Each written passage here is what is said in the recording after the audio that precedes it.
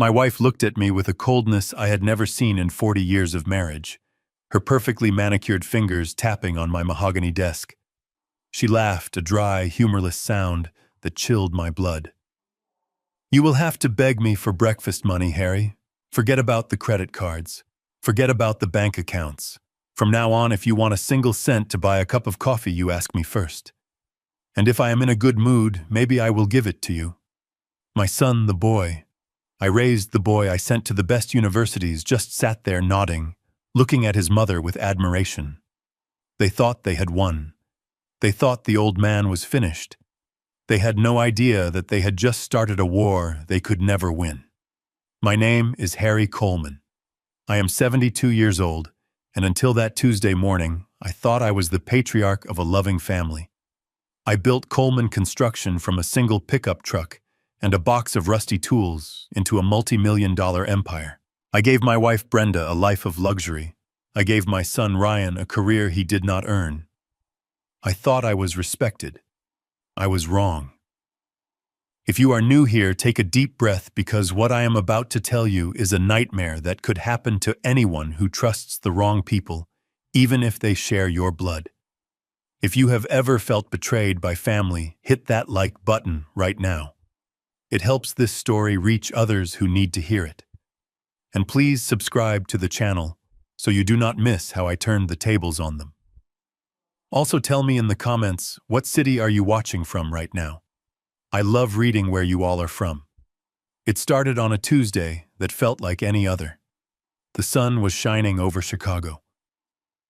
I put on my suit, the charcoal one Brenda always said made me look distinguished. I felt good. I felt strong. My morning ritual was simple. I would drive to the Roasted Bean, a coffee shop 3 blocks from our estate, get a black coffee and a plain bagel, and read the Wall Street Journal. It was my time. The baristas knew me. They knew my order before I even walked through the glass doors. "Good morning, Mr. Coleman," the young girl at the counter said. Her name was Sarah. She was always smiling. The usual today. "Yes, please, Sarah," I said, pulling out my wallet.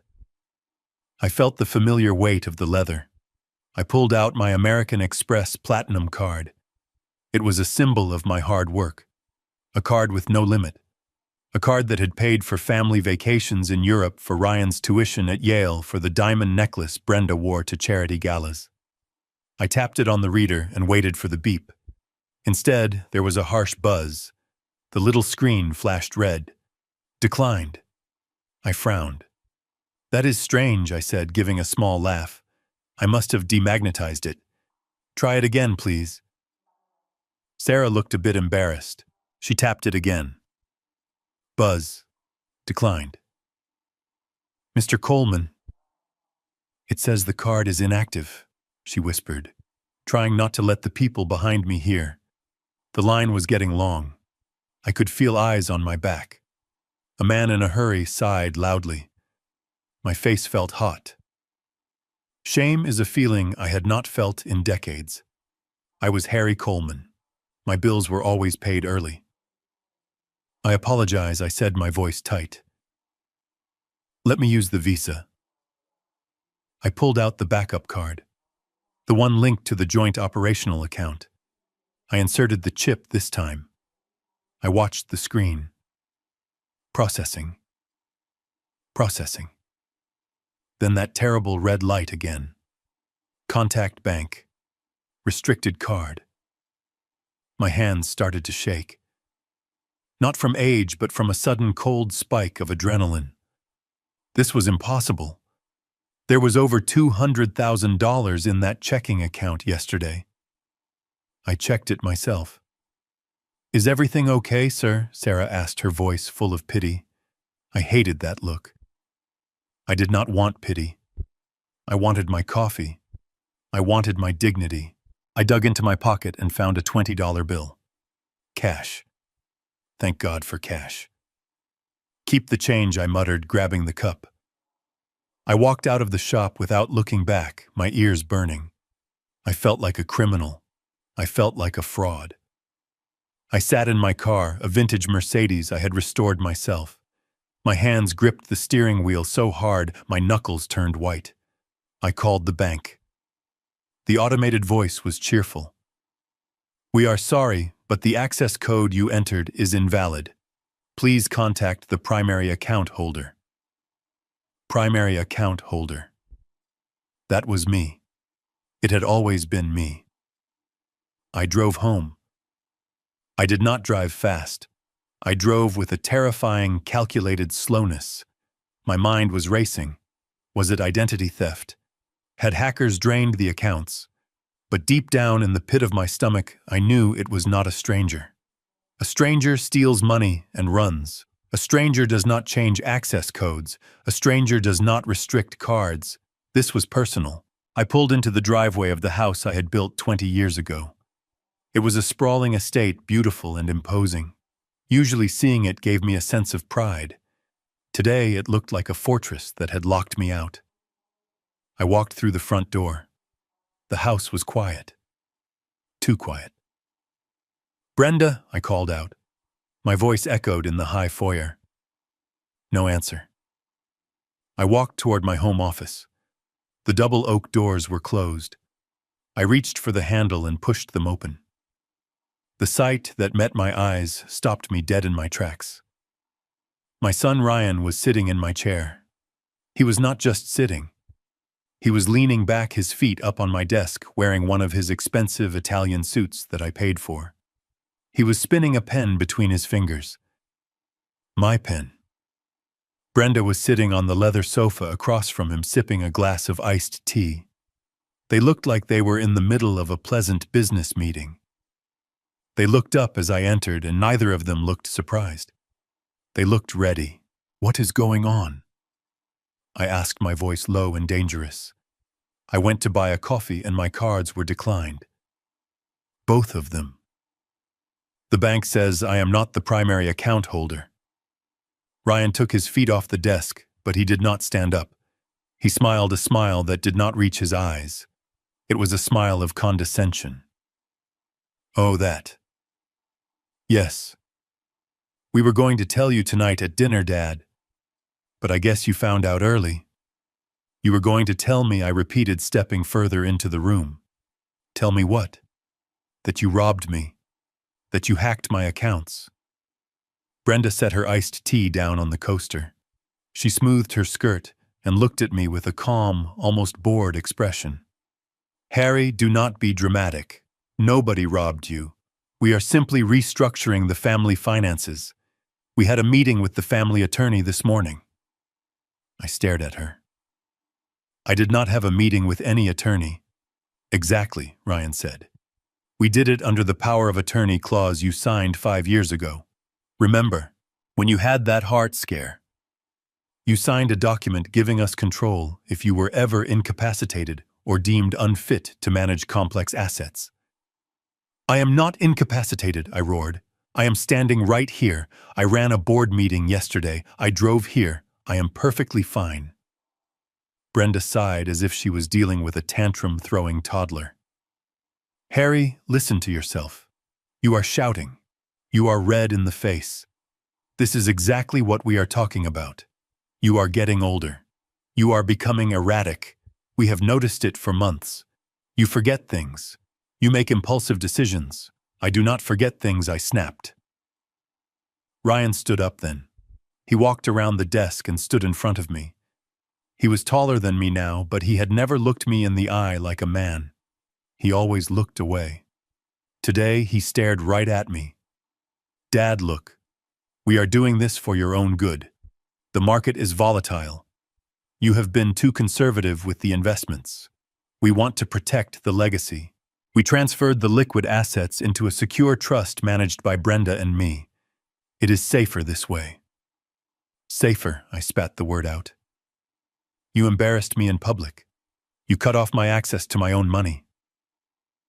"It is not your money anymore," Harry, Brenda said softly. "It is the family's money. And you have spent enough of it. All those donations to veteran charities. The restoration of that old car. It is bleeding us dry. We are just putting a tourniquet on the wound." I looked from my wife to my son. I saw the greed in their eyes. It was not about protection. It was not about my health. It was about control. They had been planning this. The power of attorney was meant for a coma, for a stroke, not for a Tuesday morning when I was perfectly healthy. So what happens now, I asked, forcing myself to be calm. How do I buy gas? How do I buy food? Brenda reached into her purse. She pulled out a card. It was a generic prepaid debit card, a green dot card you buy at a pharmacy. She tossed it onto the desk. It slid across the mahogany surface and stopped near my hand. There is $500 on that, she said. That is your allowance for the week. It should be enough for your coffee and your little lunches. If you need more, you can submit a request to Ryan, and we will review it. I looked at the cheap plastic card. $500.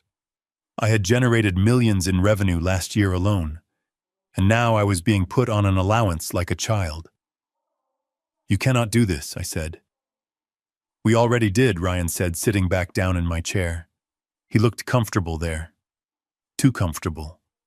Now, Dad, why don't you go take a nap? You look tired. We have a lot of paperwork to get through here. I stood there for a long moment. My heart was pounding against my ribs like a trapped bird. I wanted to flip the desk. I wanted to grab Ryan by his collar and throw him out the window. I wanted to scream until the windows shattered. But I looked at them. I saw the smugness on their faces. They expected me to explode. They wanted me to explode. If I became violent, if I started breaking things, they would call the police. They would have proof that I was unstable. Proof that I was the crazy old man they claimed I was. I took a deep breath. I picked up the prepaid card. My fingers brushed against the cold plastic. I looked at Brenda. I will not forget this, I said quietly. She just laughed. That laugh, the one that told me she thought I was powerless. Oh, Harry, you will forget. Just like you forget to take your vitamins. Now run along. I turned and walked out of my office. I walked out of my house. I sat on the porch steps. The sun was still shining, but the world felt gray. They had taken my money. They had taken my company access. They had taken my dignity, but as I sat there gripping that plastic card, a cold resolve began to settle in my gut. They thought they had cut off the head of the lion. They thought I was a toothless old beast who would just lie down and die. They were wrong. I looked at the card again. $500. Okay, I could work with $500. I had started with less than that 40 years ago. They wanted to play a game. They wanted to see who was smarter, who was tougher. I put the card in my pocket. I did not go take a nap. I walked to my car. I needed to make a phone call, but not from my cell phone. They probably monitored that too. I needed a payphone if I could find one, or a burner phone. I needed to call the one person Ryan and Brenda had forgotten about. The one person who knew where the bodies were buried because he had helped me dig the holes. This was not the end.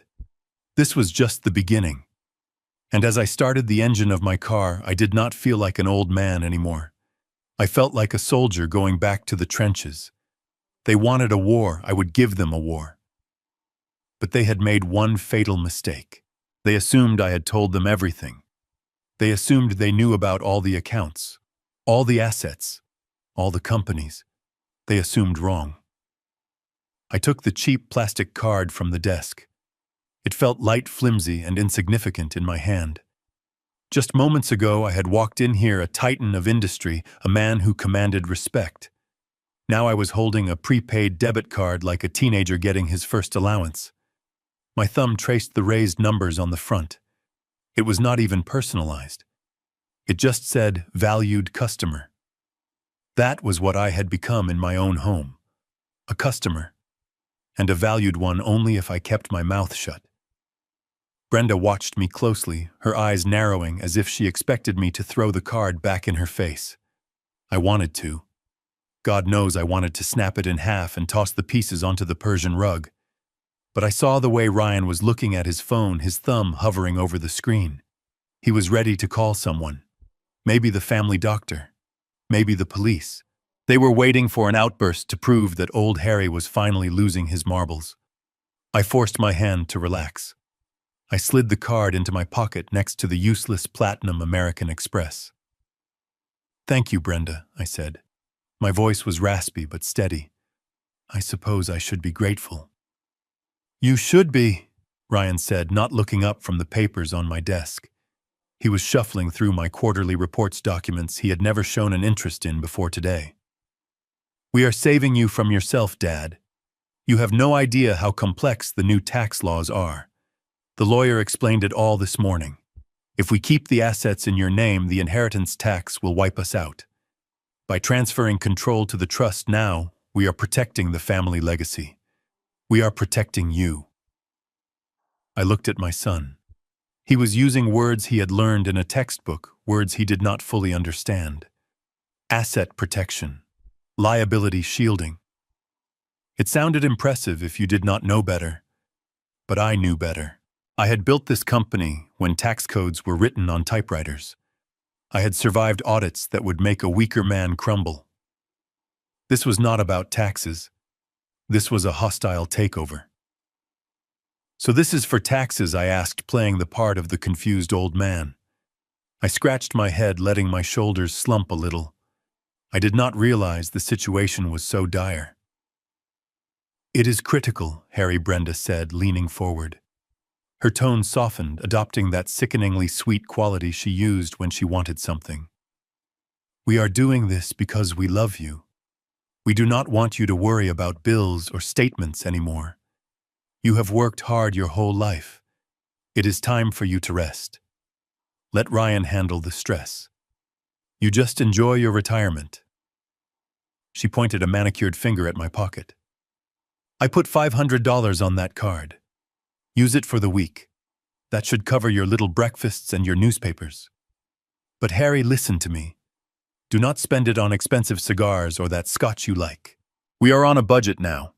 The restructuring requires us to be liquid. We cannot have you burning money literally and figuratively." A budget. The woman who bought a $5,000 handbag last month because she was bored was putting me on a budget. I felt a laugh bubbling up in my chest, a dark, dangerous laugh. I swallowed it down. $500, I repeated. "For the week, eh?" "Yes," she said firmly. "And if you run out, you will have to wait until next Tuesday for a reload. It will teach you some discipline. You have been very reckless lately, Harry. Buying that old car parts online. Donating to that shelter without discussing it with us. It has to stop." I looked at the floor. I let them see a broken man. I let them see a husband who was beaten. Under my breath, I muttered, "I just wanted to fix the Mercedes." "The Mercedes is a money pit," Ryan said, finally looking up.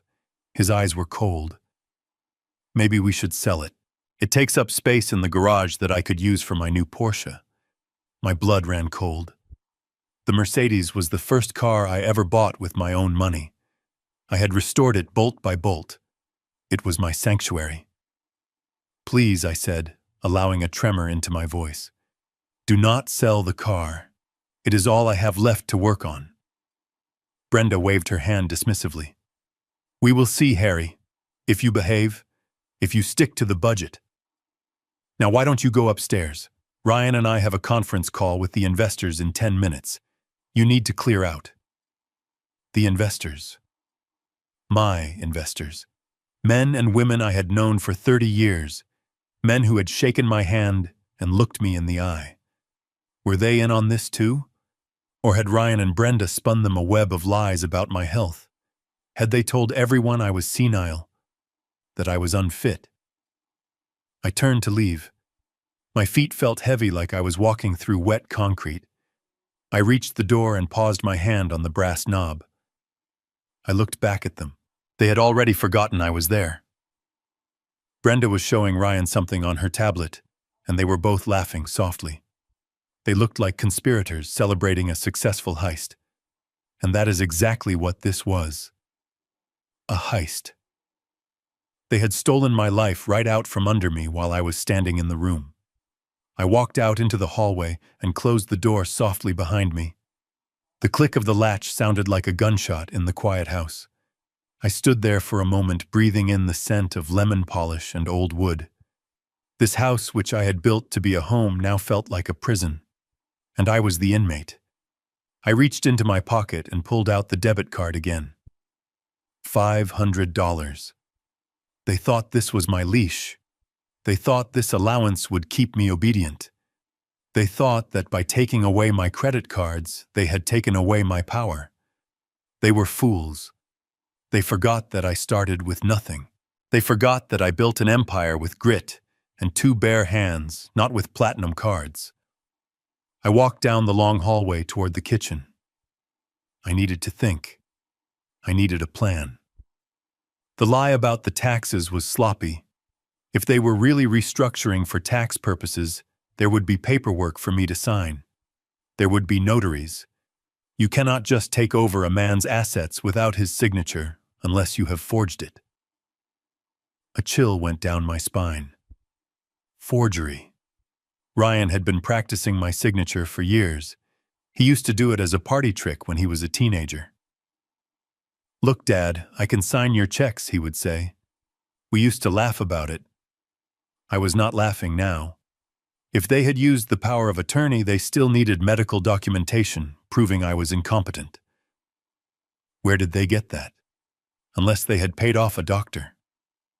The scale of their betrayal was beginning to sink in. It was not just greed. It was a conspiracy. They had planned this for months, maybe years. While I was working late to pay for their vacations, they were plotting how to cut me out.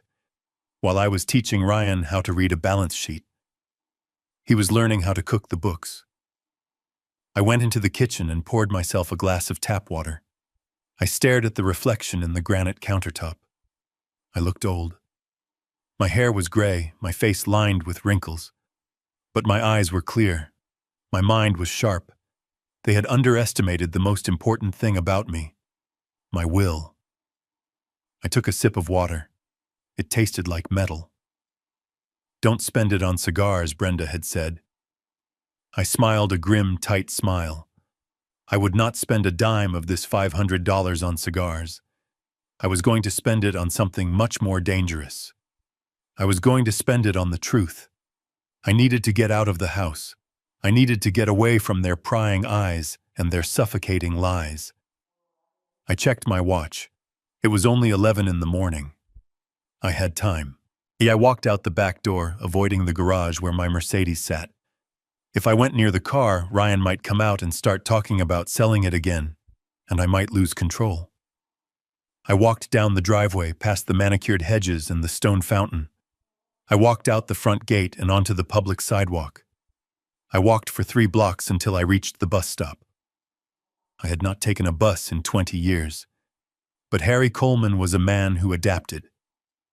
I sat on the wooden bench and waited. When the bus arrived, I used a few dollars from the cash I had in my pocket. I did not want to use the debit card yet. They were probably tracking the transactions. If I used that card, they would know exactly where I was. I rode the bus downtown, blending in with the people. Tired nurses, students with headphones, construction workers covered in dust. These were my people. This was where I came from. Ryan and Brenda lived in a bubble of country clubs and private jets. They had forgotten what the real world looked like. I had not. I got off near the financial district. I stood on the corner looking up at the skyscrapers that pierced the clouds.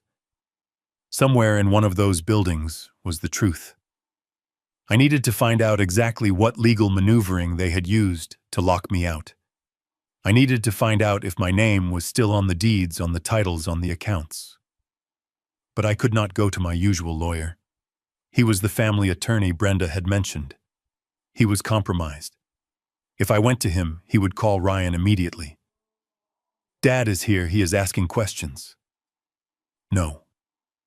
I needed someone outside the circle. Someone who owed me a favor.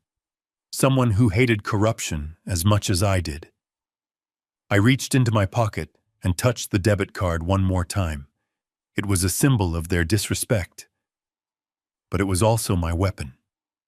Because as long as they thought I was just surviving on their scraps, they would not be looking for me in the shadows. They thought I was defeated. They thought I was walking to the park to feed the pigeons. They did not know I was walking to war. I turned my collar up against the wind and started walking toward the older part of town, toward a small dusty law office that belonged to a man named Peterson. He was not fancy. He did not have a view of the lake, but he was the best forensic accountant I had ever known, and he had a grudge against the big firms.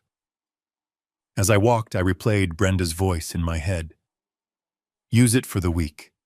I would make that $500 last, and I would make them pay for every single penny. The lie they had told me was a good one.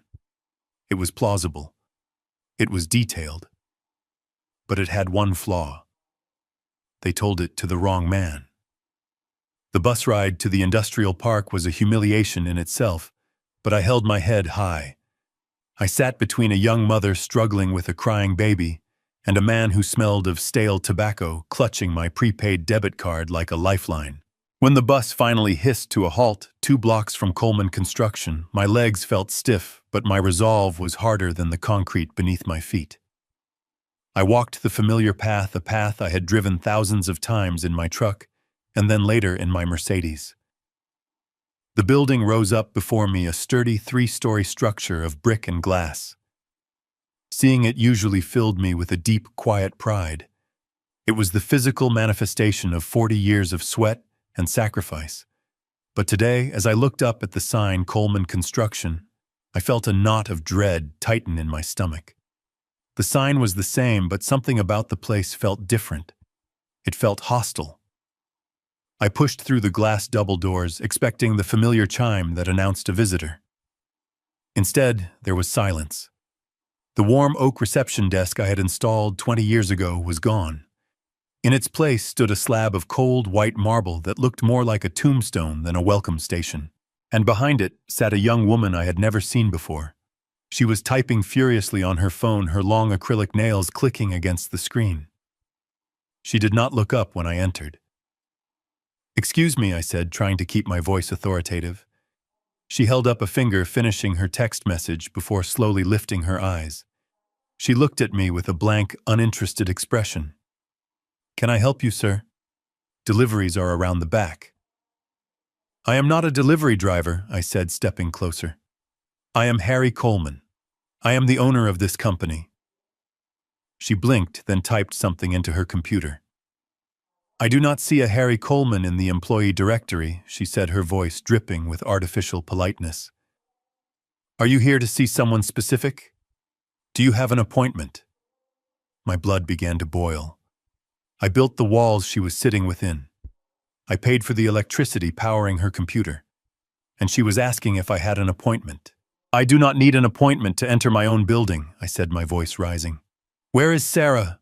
Where is the receptionist who has worked here for 10 years? "Oh, Sarah was let go last week," the girl said, popping a piece of gum into her mouth. "Restructuring. I am Tiffany. If you do not have an appointment, sir, I am going to have to ask you to wait in the seating area while I call security." Security. We never had security. We were a family business. I ignored her and walked past the desk, heading straight for the hallway that led to the executive offices. "Sir, you cannot go back there," Tiffany shrieked, scrambling to grab her phone. I marched down the hallway. The walls used to be lined with photos of our projects. Bridges, schools, hospitals. Now the walls were bare. The photos were gone, replaced by abstract art that meant nothing. It was as if they were scrubbing the history from the building. I needed to see Frank. Frank Miller had been my chief financial officer for 30 years. He was the only man who knew the numbers better than I did. He was the moral compass of the company. If anyone could explain what was happening with the bank accounts, it was Frank. I reached the door at the end of the hall. The brass nameplate that used to say Frank Miller, CFO, was gone. In its place was a sticky note that said, "Acting Finance Director." I threw the door open without knocking. "Frank, we need to talk," I started to say. But the man sitting behind the desk was not Frank. He was young, maybe in his late 20s, with slicked back hair and a suit that cost more than my first car. He was shredding documents. The shredder was humming loudly, eating paper as fast as he could feed it. He jumped when I entered, looking like a deer caught in headlights. He quickly slammed his hand down on a folder covering whatever he was reading. "Who are you?" I demanded, stepping into the room. "Where is Frank?" The young man stood up, adjusting his tie. He had a nervous weasel-like quality to him. "You must be Mr. Coleman," he said, forcing a smile. "I heard you might be stopping by. I am Jason. Ryan hired me to modernize the accounts." "Modernize," I spat the word out. "Where is Frank?" Jason cleared his throat, his eyes darting to the door. Mr. Miller decided to take an early retirement. Effective immediately. He wanted to spend more time with his grandchildren. "Liar," I shouted. "Frank has no grandchildren. His wife died 5 years ago, and this job is his life. He would never leave in the middle of a fiscal quarter." "What did you do to him?" I walked around the desk. I wanted to see what was in that folder he was hiding. I wanted to see what he was shredding. "Sir, please, you cannot be back here," Jason stammered, backing away. "These are confidential documents." "Confidential from whom?" I roared. "I am the founder." I reached for the folder. Jason tried to block me, but he was frail. I shoved past him and grabbed the file. Before I could open it, the door behind me flew open. "Dad. What the hell are you doing?" It was Ryan. He stood in the doorway, his face red with anger. He wasn't wearing his jacket. He looked stressed, his hair slightly messy. 2 security guards I did not recognize were standing behind him. I turned to face my son, clutching the folder. Where is Frank Ryan? Why is this child sitting in his office? Why is he shredding documents? Ryan walked into the room and snatched the folder from my hand. He tossed it back onto the desk. Frank was old Dad. Just like you. He could not keep up with the new software. He was making mistakes. We gave him a generous severance package and sent him to Florida. It was time for fresh blood. Jason here is a wizard with international tax law. Fresh blood, I said, looking at Jason, who was now smirking safely behind Ryan. You mean someone who will do what he is told? Someone who does not ask questions? Frank would never have allowed you to block my cards. Frank would never have let you transfer assets without my signature. Ryan sighed, running a hand through his hair. This is exactly why you cannot come here anymore, Dad. You are paranoid. You are shouting at employees. You are disrupting the workflow. Look at Jason. He is terrified. I looked at Jason. He did not look terrified. He looked guilty. I want to see the books, Ryan, I said, lowering my voice. I want to see the ledgers for the last 6 months. If everything is above board, show me. Ryan laughed. It was a cruel, dismissive sound. You would not understand them, Dad. It is all digital now. It is in the cloud. You barely know how to check your email. Go home. Go enjoy your retirement. Stop trying to micromanage a world you no longer belong in. I am not going anywhere until I get answers, I said, planting my feet. Ryan nodded to the security guards. Escort Mr. Coleman to the exit, please, and make sure he does not take anything with him. The 2 guards stepped forward. They were big men, their uniforms tight across their chests. They looked at me not with respect, but as a problem to be removed. Mr. Coleman, please come with us, one of them said, reaching for my arm. Do not touch me, I snapped, pulling away. I looked at Ryan. He was checking his watch as if getting his father thrown out of the building was just another item on his to-do list. You are making a mistake, Ryan, I said. A very big mistake. Ryan did not even look up. Goodbye, Dad. Take the bus home. It builds character. I walked out of the office, the guards flanking me on either side like I was a criminal being transferred to a cell. We walked past the open doors of other offices. Employees, people I had hired, people whose families I knew looked up and then quickly looked away. They were afraid. They saw what was happening. If the founder could be dragged out, none of them were safe. We reached the lobby. Tiffany, the receptionist, watched with a smug little smile as the guards pushed the glass doors open for me. "Have a nice day, sir," she called out, her voice dripping with sarcasm. I stumbled out onto the sidewalk. The heat of the afternoon sun hit me, but I felt cold inside. The doors clicked shut behind me, locking automatically. I stood there staring at the glass. I could see my reflection. I looked disheveled. My tie was crooked. I looked like a crazy old man who had caused a scene. But as I straightened my tie and smoothed my jacket, my mind was racing. Frank was not retired. Frank was forced out. You do not fire a loyal CFO unless he refuses to do something illegal. And you do not hire a nervous kid who shreds documents unless you have something to hide. Ryan said I was bothering the staff. He said I was disrupting the workflow. He was right. I was disrupting their plan. I walked away from this building, not toward the bus stop, but toward a small diner down the street where Frank used to eat lunch every Tuesday. If he was really in Florida, he would not be there. But if he was scared, if he was hiding, he might be close by. Ryan thought he had won this round. He thought that by kicking me out, he had blinded me. But he had done the opposite. He had confirmed everything. The closed doors, the new staff, the shredder. It all pointed to one thing. They were not just stealing my money. They were using my company to commit a crime. I touched the debit card in my pocket. I had been kicked out of my castle, but I was not out of the fight. I needed to find Frank. And if I found him, I knew exactly what he would tell me. The rot was deep, and I was the only one who could cut it out. The sun had set by the time I returned home from the diner, casting long, jagged shadows across the lawn. I used to mow myself on weekends. I walked into the house that the silence from earlier replaced by the clattering of silverware and the hum of conversation. Dinner was being served. In the past, this was my favorite time of day. It was when the noise of the construction sites faded away, and I could just be a husband and a father.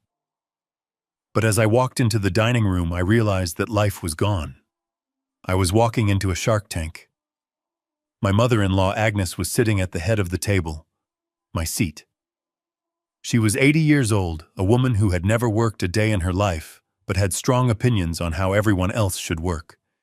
She was wearing a silk blouse that I knew cost more than the first car I ever bought. Her fingers were dripping with rings, her hair perfectly coiffed. When she saw me enter, she did not smile. She just raised a painted eyebrow, looking at me as if I were a waiter who had brought the wrong order. "You are late, Harry," she said, her voice sharp and scratchy. "We started without you. The soup is cold." I looked around the table. Brenda was there, sipping wine. Ryan was there, scrolling on his phone. Nobody looked up. There was a place set for me, but it was on the side, squeezed between the sideboard and a large vase of flowers. They had physically moved me from the head of the table. The symbolism was not subtle. I sat down. The chair was different, too. It was one of the extra folding chairs we used for large parties, not my high-backed leather chair. I looked at my plate. A small piece of dry chicken and some wilted salad. Then I looked at the center of the table. There was a bottle of wine breathing in a crystal decanter. I recognized the label immediately. It was a Chateau Margaux, a vintage I had been saving for my 50th wedding anniversary. A bottle worth $2,000. I watched Brenda pour a generous glass for Agnes. The deep red liquid swirled in the crystal. "I see we are celebrating," I said, unfolding my napkin. Agnes took a sip, closing her eyes dramatically. "It is decent," she said, smacking her lips. "A bit oaky, but it will do, Brenda darling. Pass the bread." I felt a vein throb in my temple. Decent. She was drinking liquid gold and calling it decent. I looked at Brenda. "I thought we were on a budget," I said, keeping my voice even. You gave me a prepaid card with $500 for the week. You told me not to buy cigars, yet you are drinking a $2,000 bottle of wine on a Tuesday night. Brenda sighed, putting her glass down with a heavy clink. Oh, Harry, do not start. Agnes is a guest. We cannot serve her box wine. Besides, this was already in the cellar. We did not spend money to buy it. It is inventory. Inventory, I repeated. It is my collection. It is the family's collection. Ryan chimed in, his mouth full of potatoes. Stop being so possessive, Dad. It is unattractive. Agnes let out a short, harsh laugh. Possessive. That is a funny word coming from you, Harry. She turned her cold, watery eyes toward me. You know you should be thanking Brenda. She is trying to save you from ruin. But all you do is complain. You walk in here late looking like a vagrant and immediately start counting pennies. It is distinctively lower class. I gripped my fork. I had paid for Agnes's hip surgery. I had paid for her condo in Florida. I had paid for her late husband's funeral when he died with nothing but gambling debts. And now I was lower class. I am just asking for consistency, Agnes, I said, forcing myself to eat a piece of the dry chicken. If I am being treated like a child with an allowance, I expect the rest of the household to tighten their belts too. The table went silent. Agnes slowly lowered her fork. She looked at Brenda, then at Ryan, and then finally she fixed her gaze on me. It was a look of pure, unadulterated contempt. Tighten our belts, she scoffed. Harry, look at yourself. You are old. You are useless. You do not bring anything to this table anymore. You do not run the company. Ryan does. You do not manage the house. Brenda does. You are just a mouth to feed. She took another sip of my wine, swirling it around her mouth before swallowing. You should know your place, Harry, she continued, her voice dripping with venom. In the wild, the old lions are left behind to starve. We are being kind enough to keep you indoors. But do not mistake our charity for equality. You are a guest here now, and a very expensive one at that. I looked at Brenda. I waited for her to defend me. I waited for her to say, Fom, stop it. Harry worked for 40 years to buy this food. I waited for Ryan to say, Grandma, that is too far. He is my father. But nobody said a word. Brenda looked down at her plate, a small smile playing on her lips, as if she was enjoying seeing me cut down to size. Ryan just smirked, shaking his head, as if agreeing with every word. Actually, Agnes said, leaning forward, her eyes gleaming. You are not even a guest. A guest is invited. You are more like a freeloader. Yes, that is the word. A freeloader living off the success of his wife and son. Freeloader. The word hung in the air like a foul smell. Brenda covered her mouth to hide a giggle. Ryan chuckled openly. A freeloader, he repeated. That is a good one, Grandma. The old man is a freeloader. They laughed. All three of them. They sat in the house I built, eating the food I bought, or drinking the wine I saved, and they laughed at me. They laughed at the man whose calloused hands had paid for every single spoon on that table. I felt something break inside me, but it was not my heart. It was the last chain of loyalty I had to these people. If I had any doubts before, if I had any lingering hope that this was just a misunderstanding or a temporary insanity, it was gone now. You do not call the man who feeds you a freeloader unless you have completely lost your soul. I did not scream. I did not flip the table. I did not throw the wine in Agnes's face, even though the urge was strong. Instead, I carefully placed my fork and knife on the plate. I wiped my mouth with the linen napkin. I looked at them, really looked at them. They were ugly. Not physically, perhaps, but their spirits were rot. They were vultures pecking at a living body, thinking it was a corpse. You are right, Agnes, I said softly. The laughter died down, replaced by confused silence. They expected me to fight back, to yell. My calmness unnerved them. "I am right?" Agnes asked, narrowing her eyes. "Yes," I said. "I have been resting on my laurels. I have let Ryan and Brenda take on so much of the burden. Maybe I have become comfortable. I suppose I should be grateful that you are all willing to manage the complexities of my wealth while I just sit here." Brenda relaxed her shoulders, dropping. She thought I had broken. She thought I was accepting my defeat. "Well, I am glad you finally see it that way, Harry," she said, pouring herself more wine. "We just want what is best for everyone." I stood up. I picked up my plate. "Where are you going?" Ryan asked. "I am going to put my dishes in the dishwasher," I said. Like a good freeloader. I would not want to burden the maid. I walked into the kitchen. As the swinging door closed behind me, I heard them start talking again. Their voices were light, happy. They were discussing a vacation to Italy in the fall. They were spending money they thought they had secured. I stood over the sink, staring at the dirty plate. My reflection in the dark window looked back at me. I looked tired, yes, but I also looked dangerous. Agnes had called me an old lion left to starve. She forgot one thing. Old lions are the most dangerous because they have nothing left to lose, and they know how to hunt in the dark. I washed the plate. I dried it. I put it away. Freeloader. I repeated the word in my mind. I would tattoo that word onto my brain. I would use it as fuel. Every time I felt tired, every time I felt like giving up in the days to come, I would remember Agnes's face and that word. I walked back through the dining room without looking at them. "Good night," I said. "Good night, Harry," Agnes said dismissively, not even turning her head. "Try to wake up earlier tomorrow. Sleeping in is for people who have jobs." I climbed the stairs to the guest room where I had been sleeping for the past month since Brenda said my snoring was bothering her. I closed the door and locked it. I sat on the edge of the bed and pulled out the prepaid debit card. $500. And then I reached into the inside pocket of my jacket. I pulled out a small, crumpled piece of paper I had taken from the trash can in the diner near my office. It was a phone number. Frank's sister's number. I had remembered it from a Christmas card years ago. It was a long shot, but it was the only shot I had. They called me a freeloader.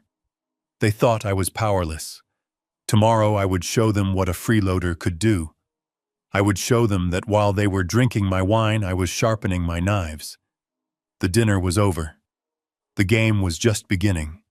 And unlike them, I was not playing for money. I was playing for my life. The house was silent, a rare and heavy silence that felt like the calm before a storm. Brenda had gone to her weekly spa appointment, a $300 facial that she claimed was essential for her stress, paid for no doubt, with money from the accounts I could no longer access. Ryan had left an hour ago in his Porsche tires screeching as he peeled out of the driveway, likely heading to a lunch meeting where he would pretend to be the brilliant mind behind Coleman Construction. Agnes was upstairs in her suite, the heavy sound of her snoring drifting down the staircase. I stood in the hallway, listening. The grandfather clock I had bought in Germany 30 years ago ticked rhythmically. Tick, tock, tick, tock. It was counting down the time I had left to save my life. I knew I had a window of maybe 2 hours. It was not much, but for a man who had built skyscrapers on tight deadlines, it was enough. I walked to the double oak doors of my home office. My office. I corrected myself in my head. It was Ryan's office now, according to them. He had even put a new keypad lock on the door handle, a high-tech digital thing that glowed with a soft blue light. He thought he was so clever. He thought a battery-operated toy would keep me out. He forgot that I was a builder. He forgot that I knew exactly how these door frames were constructed because I had framed them myself. I did not bother with the keypad.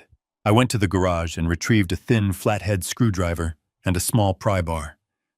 I returned to the door. I wedged the screwdriver into the gap between the frame and the latch mechanism. I applied pressure, feeling the wood give slightly. I knew exactly where the weakness was. With a sharp, decisive thrust, I popped the latch mechanism. The door swung open with a groan. I stepped inside. The room smelled different. It used to smell of old paper and leather. Now it smelled of Ryan's cloying cologne and stale energy drinks. I walked to the desk, my mahogany desk.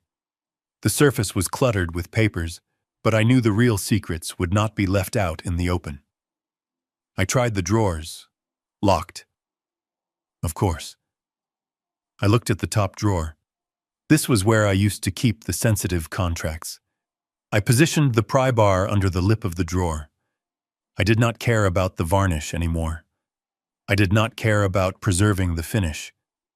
This furniture, this house, it was all just wood and stone. My legacy was the only thing that mattered now. I pushed down on the bar. There was a loud crack as the wood splintered and the lock gave way. I pulled the drawer open. My heart hammered against my ribs, not from fear, but from anticipation. I began to sift through the files. At first, it looked like standard business, invoices, payroll. But then tucked at the very back, beneath a stack of old blueprints, I found a thick manila envelope. It had no label. I opened it. The first document made my blood run cold. It was a draft for a reverse mortgage on the estate. Not just a small loan, but a complete leveraging of the entire property value. They were cashing out the equity of the home I intended to leave to my grandchildren, if I ever had any. I flipped the page. There was a timeline attached. The disbursement date was set for next week. I kept reading. My hands began to shake, and I had to place the papers on the desk to steady them. The next document was a letter from a law firm I did not recognize. The letterhead was from a firm in Panama. Subject: asset liquidation and offshore transfer. I read the words, but my brain refused to process them at first. It was too evil. It was too calculated. The letter outlined a plan to sell the heavy machinery of Coleman Construction, the cranes, the bulldozers, the trucks, to a shell company for pennies on the dollar. That shell company was registered in the Cayman Islands. And the sole beneficiary of that shell company was not the Coleman Family Trust. It was Ryan Coleman. They were gutting the company. They were stripping it for parts like a stolen car in a chop shop. They had no intention of running the business. They knew they were incompetent. They knew they could not land the big contracts. So they decided to sell everything I had built, hide the cash offshore, and let the company declare bankruptcy in the United States. I felt a wave of nausea. This was not just theft. This was murder. They were murdering my reputation. They were murdering the livelihoods of the 200 employees who worked for me. And they were doing it all while I sat in the next room eating dry chicken and worrying about a $500 allowance. But the worst was yet to come. I found a crumpled email printout at the bottom of the envelope. It was an exchange between Ryan and a doctor whose name I recognized, a psychiatrist known for being purchasable. The email read, "The evaluation is scheduled for the 25th. Once you sign the competency declaration stating that Harry is suffering from advanced dementia, we can expedite the power of attorney to full guardianship. We have found a facility in the state that accepts state-funded patients. It is budget-friendly, which will help with our cash flow issues." I stared at the paper. A budget-friendly facility. State-funded. They were not just going to steal my money. They were going to throw me into a warehouse for the forgotten elderly. They were going to lock me away in some hellhole where I would rot medicated and drooling while they sipped margaritas on a beach in the Caribbean, paid for with my life's work.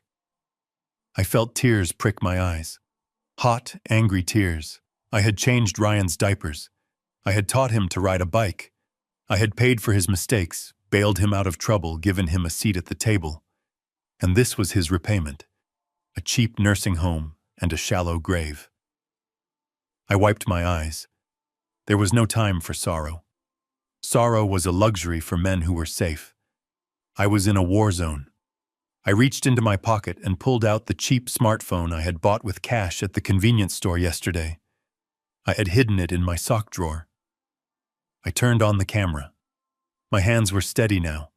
The anger had crystallized into something hard and cold like diamond. Click. I took a photo of the mortgage draft. Click. I took a photo of the Panama Papers. Click. I took a photo of the email about the nursing home. I photographed every single page. I made sure the dates and signatures were clear. I captured the evidence of their betrayal in high definition. I was about to put the papers back when I saw something else in the trash can next to the desk. It was a glossy brochure crumpled up. I smoothed it out. It was a brochure for a luxury yacht. The price was circled in red marker, $12 million. Beside it in Ryan's handwriting were the words, Freedom, ETA 30 days. 30 days. That was their timeline. That was how long I had before they pulled the trigger on the bankruptcy and shipped me off to the asylum. I carefully arranged the papers back in the envelope. I placed it back in the drawer exactly as I had found it. I pushed the drawer shut. The broken lock would be noticeable if they looked closely, but I gambled that Ryan was too lazy to check. He was arrogant. He thought I was defeated. He would never imagine that the freeloader was conducting a forensic investigation in his own office. I pushed the chair back and stood up. I looked around the room one last time. It did not feel like my office anymore.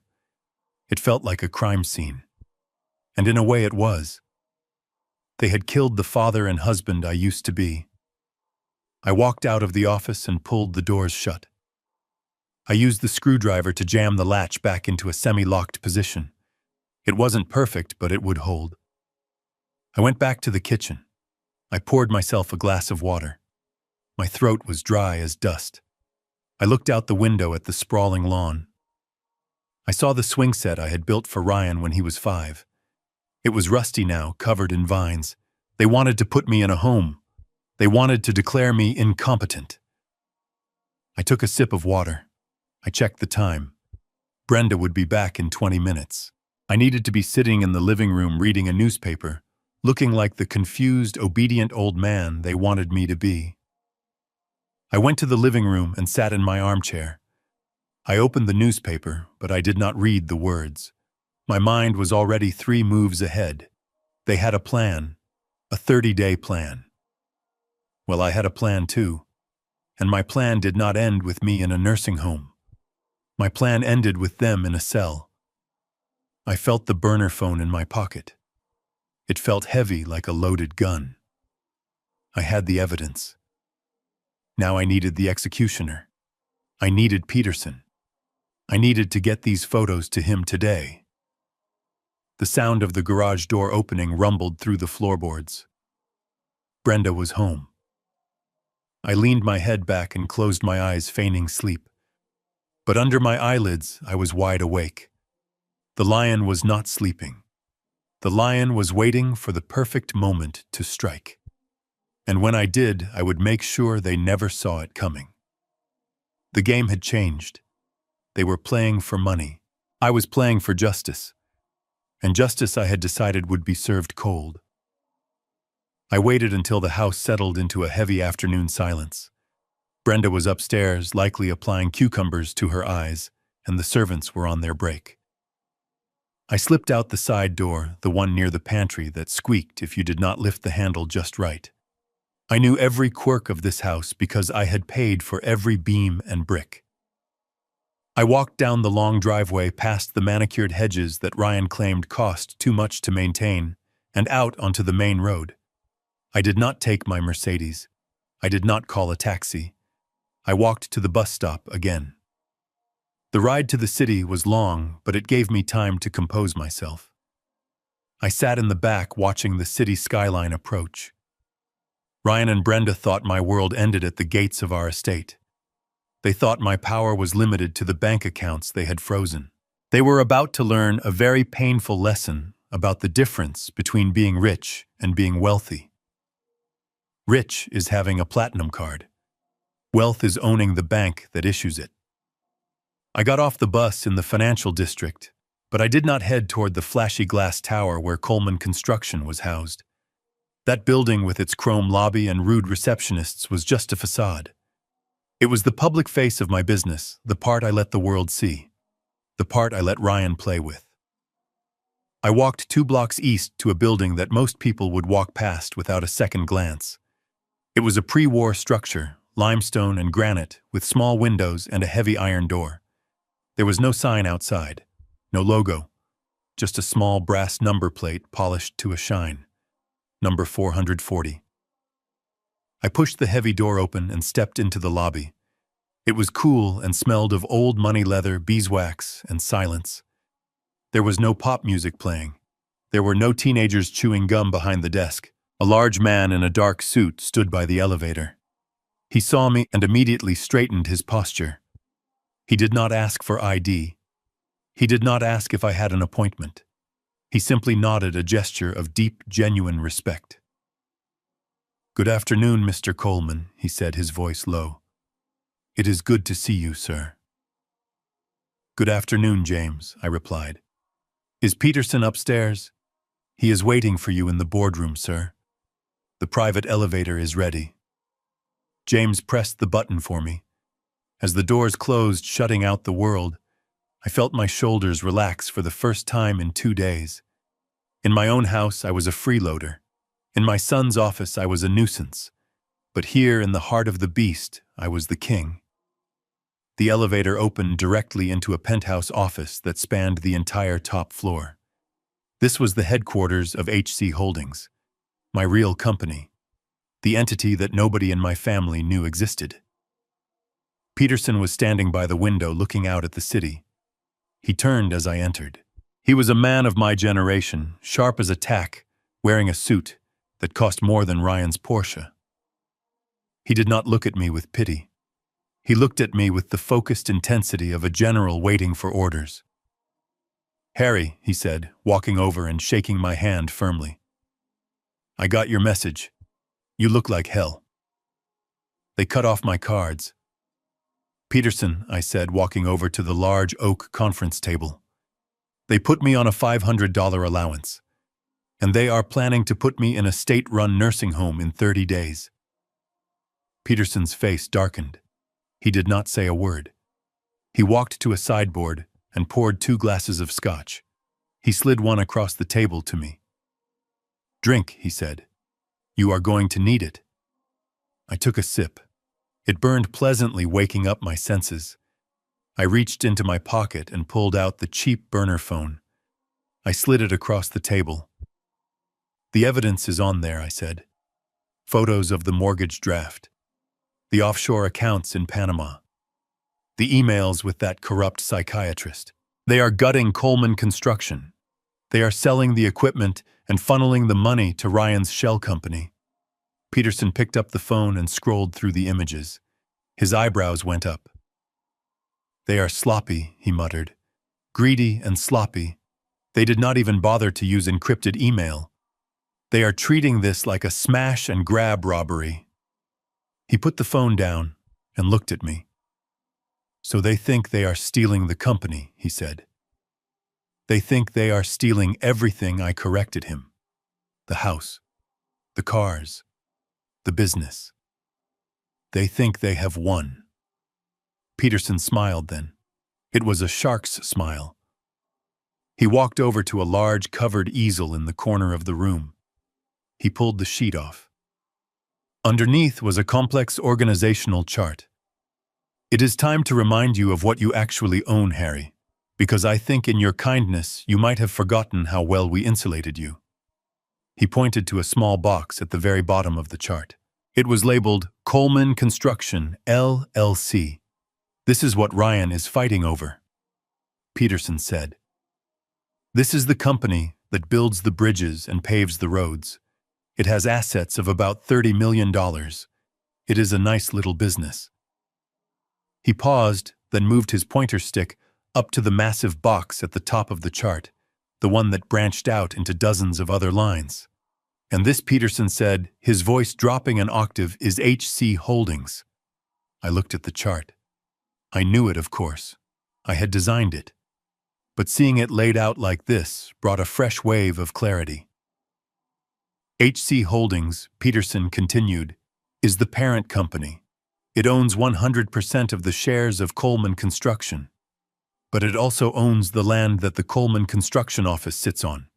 It owns the leasing company that holds the title to every single crane and bulldozer Ryan is trying to sell. He tapped the chart again. And the house, Harry. The estate. Who owns the deed to the estate? HC Holdings, I said softly. Correct, Peterson said. You transferred the deed 10 years ago for liability protection.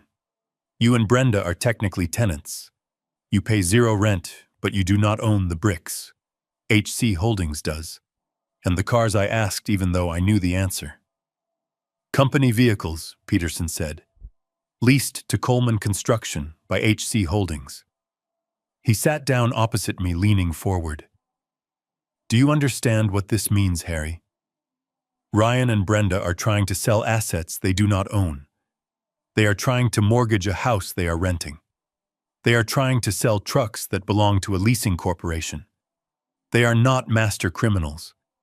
They are children trying to sell the school furniture because they think it belongs to them just because they sit at the desks. I looked at the chart. My empire. $500 million in real estate, intellectual property, and diversified investments. Coleman Construction. The company Ryan was willing to kill me for was just a drop in the bucket. It was maybe 5% of my net worth. They do not know, I said. How could they? Peterson replied. You never told them. You wanted them to build their own character. You wanted Ryan to work for the construction company to learn the value of $1. You never told him that the construction company was just the training wheels. I felt a heavy sadness settle in my chest. I had tested them. I had given them a little bit of power to see what they would do with it. And instead of growing, they had turned into monsters. I had hoped that one day I could bring Ryan here to this office and show him the true extent of his inheritance. I wanted to see his eyes light up. I wanted to say, "Son, this is all yours." But now that would never happen. So Peterson said, breaking the silence, we have a situation where the subsidiary management, your wife and son, are engaging in massive corporate fraud and theft against the parent company. Yes, I said. And since you are the sole shareholder of HC Holdings, they are stealing directly from you. But they are doing it in a way that exposes them to federal charges. Wire fraud, bank fraud, conspiracy. Peterson opened a file folder on the table. I have taken the liberty of preparing 2 paths, Harry, he said. Path A is the gentle path. We reveal the corporate structure. We show them they own nothing. We fire them, cut them off, and let them find real jobs. No jail time, just poverty. He looked at me closely. And Path B? Path B is the nuclear option, Peterson said. We let them proceed. We let them try to sell the equipment. We let them try to sign the mortgage papers. We let them commit the crime fully. And then once the ink is dry, we drop the hammer. We bring in the forensic auditors. We bring in the FBI. We charge them with grand larceny and corporate espionage. We strip them of everything and send them to prison. I stared at the amber liquid in my glass. I thought about the dinner last night. I thought about Agnes calling me a freeloader. I thought about Brenda telling me to beg for breakfast money. I thought about the nursing home brochure. They were not going to show me mercy. They were going to lock me away until I died. They were willing to erase my existence for money. I looked up at Peterson. How long until they try to finalize the sale of the equipment, I asked. According to the emails you found, the buyers from the Cayman Islands are expecting the contracts. In 3 days, Peterson said. 3 days, I repeated. I stood up and walked to the window. I looked down at the city. Somewhere down there, Ryan was probably bragging to his friends about how he had finally taken control. "Peterson," I said, my voice steady. "Yes, Harry." "Prepare Path B," I said. "But I want to add a twist. I want to be the one to catch them. I want to look them in the eye when the handcuffs go on." Peterson nodded slowly. He picked up his pen. "We will need a forensic audit of the Coleman construction servers," he said. "We need to trace every penny they have moved in the last 6 months. Can you get us access?" I smiled. It was the first genuine smile I had felt in days. "I hired the IT director of Coleman Construction 15 years ago," I said. "He thinks I am a Luddite who doesn't know how to use a mouse. But I paid for his daughter's leukemia treatment out of my own pocket. He is loyal to me, not to Ryan." "Then we have everything we need," Peterson said. I finished my scotch. I felt strong. I felt ready. "I am going back to the house," I said. "I have to play the part of the confused old man for a few more days. I have to let them think they are winning." "Be careful," Harry Peterson warned. "When rats are cornered, they bite." I put the burner phone back in my pocket. "They are not rats, Peterson," I said, turning to the elevator. "They are just parasites. And I have just found the cure." I rode the elevator down. I walked back out onto the street. The sun was shining, but for my family, the long winter was just beginning. They wanted the money. They wanted the power. Well, they were about to get the full weight of it crashing down on their heads. I sat in the plush leather chair of my real office at HC Holdings, the one my family didn't know existed. The city skyline sprawled out before me, a testament to what focus and discipline could build. But my mind wasn't on the view. It was on the betrayal happening in my own home. Peterson, my attorney and oldest friend, sat across from me, his expression grave. He had just finished laying out the legal framework for what we were about to do. It was ruthless. It was necessary. "You know, Peterson," I said, my voice low, "this whole thing giving them the reins of Coleman Construction, it was never about retiring. It was a test." Peterson nodded slowly. "A loyalty test." "Yes," I replied. "I wanted to see if they could handle a little bit of power without losing their souls. I wanted to see if Ryan had the integrity to run a business that employs 200 families. I wanted to see if Brenda could be a partner, not just a spender." I took a deep breath.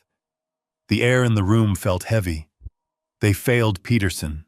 They failed so spectacularly that it is almost impressive.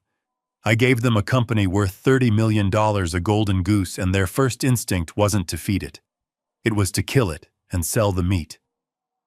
Peterson leaned forward, his hands clasped on the polished oak table. "It is worse than failure, Harry. It is criminal negligence. And now, with this offshore scheme, it is active fraud. If we do not stop them, they will not just bankrupt the company. They will implicate you." "I know," I said. "That is why we are done playing games." I picked up the phone on the desk. It was a secure line. I dialed a number I hadn't used in years. It rang twice before a crisp, professional voice answered. "Sterling Security," the voice said. "This is Harry Coleman," I said. "Authentication code Alpha 709er. There was a pause, then a shift in the tone. "Mr. Coleman, how can we assist you, sir?" "I need the ghost team," I said. "Tonight. Coleman Construction servers, full forensic audit.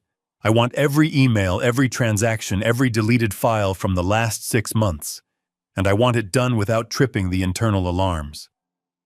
"Understood, sir. We will have a team in the system within the hour. Do we have authorization to bypass the CFO's firewalls?" "You have authorization to burn the firewalls down if you have to," I said. "Just get me the evidence. I want to know where every single cent has gone. I want to know who signed the checks. I want to know who authorized the equipment transfers. Consider it done." I hung up the phone. Peterson looked at me with a mixture of admiration and concern.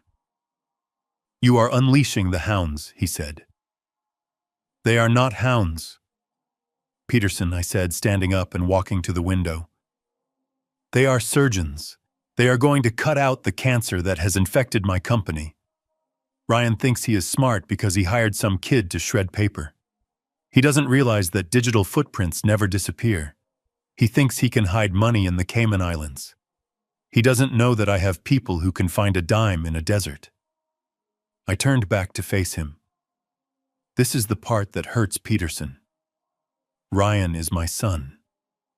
I changed his diapers. I taught him how to throw a baseball.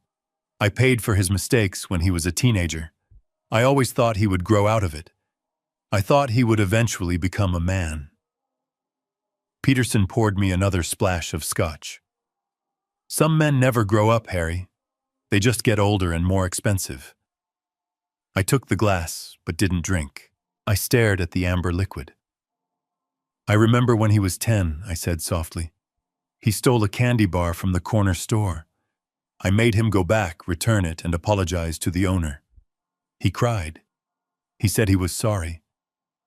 I thought he learned his lesson about taking things that don't belong to him. I swirled the glass. Now he is trying to steal a $30 million company. And he is not sorry. He is just greedy. And Brenda, she is not a victim here. She is the architect. She is the one pushing him. She is the one who wants the lifestyle without the work. I set the glass down with a sharp click. Enough nostalgia. We have work to do. Peterson opened his laptop. The audit team will need about 24 hours to build a complete case, he said. They will map out the flow of funds. They will identify the shell companies. They will match the timestamps on the transfers with Ryan's login activity. By tomorrow night, we will have a dossier that could put them away for 20 years. Good, I said. But I need more than just financial records. I need proof of the conspiracy. I need to link them to the doctor. I need to prove they were planning to declare me incompetent. The team will scrape their personal emails too, Peterson said. If they used company devices or the company Wi-Fi, we will find it. I nodded. I felt a cold resolve settling over me. The sadness was fading, replaced by the familiar clarity of a job that needed doing. What about the banks, I asked. I have already drafted the letters, Peterson said. As soon as you give the signal, we will freeze the assets of Coleman Construction.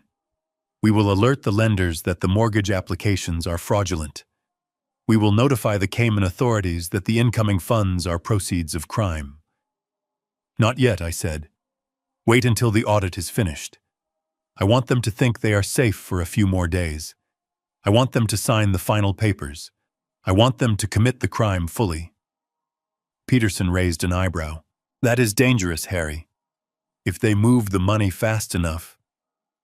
They won't, I interrupted. They are arrogant. They think I am a senile old man who is worried about his breakfast money. They think you are out of the picture. They think they have all the time in the world. I walked over to the organizational chart Peterson had shown me earlier. I traced the line from HC Holdings down to Coleman Construction. I built this, I said. I built it with sweat and blood. I will not let them tear it down for a quick buck. I looked at Peterson. When this is over, Peterson, I am going to make some changes. Big changes. What kind of changes, he asked. I am going to find people who actually care, I said. People like Frank. I am going to bring him back. And I am going to look for young people, hungry people who want to build something real. Not just people who want to inherit it. Peterson smiled. That sounds like a plan, Harry. I checked my watch. I had to get back to the house. I had to go back to being the confused, defeated old man. I had to sit at that dinner table and listen to their lies. I had to watch them spend my money and insult my intelligence. It would be the hardest acting job of my life. I grabbed my coat. Peterson, I said at the door. Make sure the audit team looks for jewelry purchases. Jewelry, Peterson asked. Yes, I said. Brenda has been wearing a new diamond bracelet. And I saw Megan, my daughter-in-law, with a new watch. I have a feeling those weren't bought with their own savings. I will add it to the list, Peterson said. I walked out of the office and into the private elevator.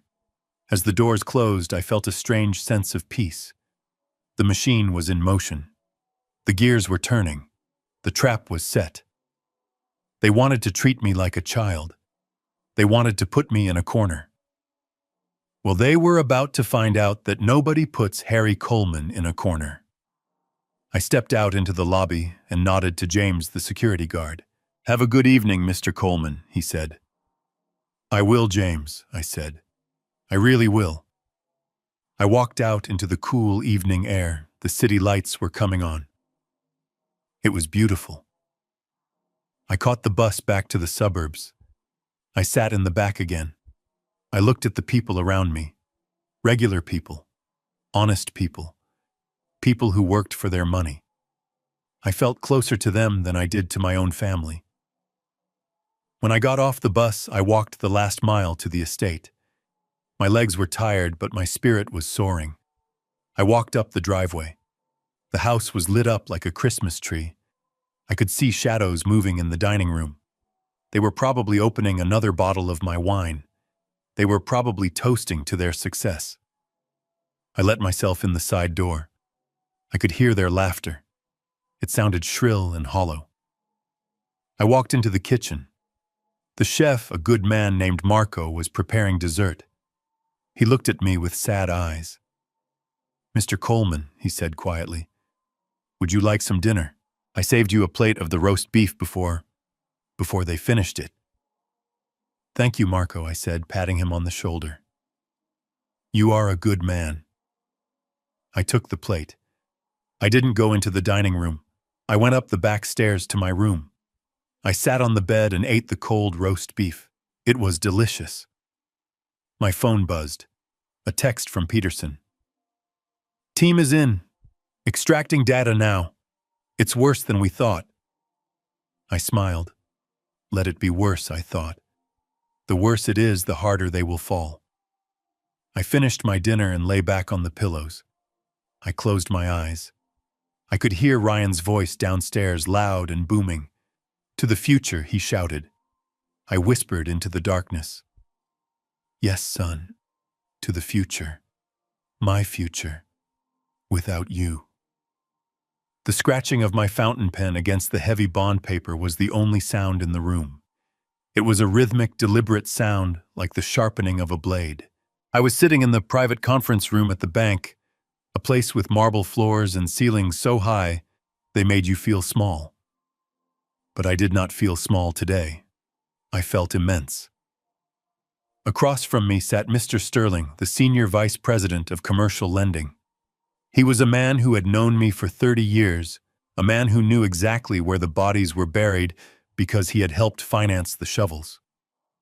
He watched me sign the final document with a look of professional detachment, but I could see the curiosity dancing in his eyes. "There," I said, capping the pen with a satisfying click. "That reinforces the title deeds." Mr. Sterling pulled the stack of papers toward him. He adjusted his glasses and scanned the signatures. "So just to be absolutely clear for the record, Harry, you are reaffirming that the residential property located at 4400 Lakeview Drive and the commercial building at 101 Industrial Way are sole assets of HC Holdings." "Correct," I said, leaning back in the leather chair. And Sterling continued, his voice dropping a decibel. "You are confirming that the occupants of said residential property, namely Brenda Coleman, Ryan Coleman, and their extended family, have no legal claim to the title and are in effect tenants at will." "They are guests," I corrected him, my voice cold. "Guests who have overstayed their welcome, and guests who have violated the terms of their stay by attempting to sell the furniture." Sterling nodded slowly. He stamped the document. The red ink of the seal looked like blood on the white paper. "That makes the next document legally binding, then." He slid a single sheet of paper across the mahogany table. It was the eviction notice. It was a standard form, brutal in its simplicity. "Notice to vacate. It gave the occupants exactly 60 minutes to remove their personal effects from the premises before the locks were changed and law enforcement was contacted. 60 minutes to pack a lifetime of lies. I stared at the paper. I thought about the house. I had designed that house. I had picked out the marble for the foyer. I had chosen the spot for the garden where Ryan used to play. Signing this felt like burning down a church, but they had already desecrated the altar. They had turned my home into a den of thieves. I picked up the pen again. My hand hovered over the signature line. For a second, just a split second, I hesitated. I saw Ryan's face when he was a boy looking up at me with wide, innocent eyes. But then that image was replaced by the face of the man who had sat in my office and laughed while he planned to send me to a state asylum. The hesitation vanished. I signed my name. The lines were sharp, jagged. "The eviction is drafted," Sterling said, sliding the paper into a folder marked confidential. Now about the credit lines. This was the part I had been waiting for. This was the moment I tightened the noose. "I want a total freeze," I said. Sterling opened his laptop and typed in a sequence of security codes. "Let's review the exposure. Brenda has a black card linked to the main HC Holdings operational account. Ryan has a platinum business card and 3 subsidiary cards for his wife and personal expenses. They also have access to the corporate expense account for travel and dining." "Limitless," I muttered. "They think the money falls from the sky." "As of this morning, their combined spending for the month is over $80,000, Sterling said, looking at the screen. "Mostly designer clothing, jewelry, and a deposit on a rental villa in Tuscany." "Tuscany," I let out a dry, humorless laugh. They were planning a victory lap before they had even won the race. "I want you to set a kill switch," I said. "I want every single card, every single line of credit, and every access code to be terminated simultaneously. Not a decline for insufficient funds. I want the system to flag the cards as stolen. I want the merchants to be instructed to confiscate the physical cards if they try to use them." Sterling typed for a moment, then looked up. "We can schedule that. When do you want the blackout to hit?" I looked at my watch. I calculated the timeline. Peterson's team would be finishing the forensic audit by tomorrow morning. The buyers for the equipment were expecting the contracts to be signed tomorrow afternoon. Ryan and Brenda would be feeling invincible. They would be celebrating. "Tomorrow at noon," I said. 12 o'clock sharp. That is 0 hour. Sterling nodded. 0 hour. At 12 p.m. Tomorrow, they will be financially insolvent. They will not be able to buy a stick of gum. And the mortgage applications I asked. Flagged, Sterling confirmed. The moment they try to close on the reverse mortgage or the equipment sale, the system will trigger a fraud alert. The banks will not just deny the loan. They will freeze the application and notify the authorities. "You have effectively encircled them, Harry." "It is a siege," I said. "And they do not even know the walls are breached." I stood up. I felt a strange mixture of exhaustion and exhilaration. It is a terrible thing to hunt your own family, but it is a necessary thing when they have turned into predators. "Thank you, Sterling," I said, extending my hand. He shook it firmly. "Good luck, Harry. I hope you find what you are looking for." I walked out of the bank and into the bright sunlight. I hailed a cab. I could not risk taking the bus today. I needed to get back to the house quickly. I needed to be in position. The cab ride was a blur. My mind was rehearsing the next 24 hours. I pictured the look on Brenda's face when the waiter at her favorite lunch spot came back with her card cut in half. I pictured Ryan trying to sign the sale papers, only to have the lawyers look at him with suspicion. I arrived at the estate. The gates opened automatically for the cab. I looked at the house as we approached. It looked majestic, standing tall against the blue sky. But I knew it was a house of cards, and I had just pulled the bottom card. I paid the driver with cash and walked to the front door. I let myself in. The house was buzzing with activity. There were suitcases in the hallway. Designer luggage stacked high. I walked into the living room. Brenda was there directing the maid on how to pack a box of crystal. Ryan was on the phone pacing back and forth, looking excited. "Dad," Ryan called out when he saw me. He actually smiled. A real smile. Or at least a very good fake one. "You are back early." "I just went for a walk," I lied, making my voice sound weak and raspy. "I sat in the park." "Well, good for you," Brenda said, not looking up from the crystal. "Stay out of the way, Harry. We are busy. We are going on a little trip." "A trip?" I asked, shuffling into the room and sitting on the edge of the sofa. "Yes," Ryan said, ending his call. "We are going to Italy for a few weeks. To celebrate. Closing a big deal." He winked at Brenda. She smirked. "That sounds expensive," I said, clutching my hands together to hide the fact that they were fists. "Do not worry about the cost," Dad, Ryan said, walking over and patting me on the shoulder. It was a patronizing pat like you would give a dog. "We have handled everything. The business is finally turning a corner. We are going to be very, very rich." I looked up at him. I looked into the eyes of my son. He was glowing with greed. He had no idea that in less than 24 hours he would be destitute. He had no idea that the credit card in his pocket was a ticking time bomb. "I am happy for you, Ryan," I said. "I really am. I was telling the truth. I was happy. I was happy that his true nature was so fully on display. It made what I was about to do so much easier." "Make sure you pack everything you need," I said softly. "You never know when you might be coming back." They ignored me. They went back to their packing, discussing first-class seats and five-star hotels. They were discussing how to spend the money they were stealing from me. I stood up and walked toward the stairs. "Where are you going?" Brenda asked. "To my room," I said. "I am tired. I think I will take a nap." "Go ahead," she said. "Just make sure you are up for dinner. We are ordering lobster. A final treat before we go." Lobster. Paid for with my money. I walked up the stairs. Each step felt heavy, but it was a good kind of heavy. It was the weight of the judge's gavel before the sentence is read. I went into my room and closed the door. I walked to the window and looked out at the grounds. 0 hour. Tomorrow at noon. I checked my watch. 18 hours to go. I would let them eat their lobster. I would let them drink my wine.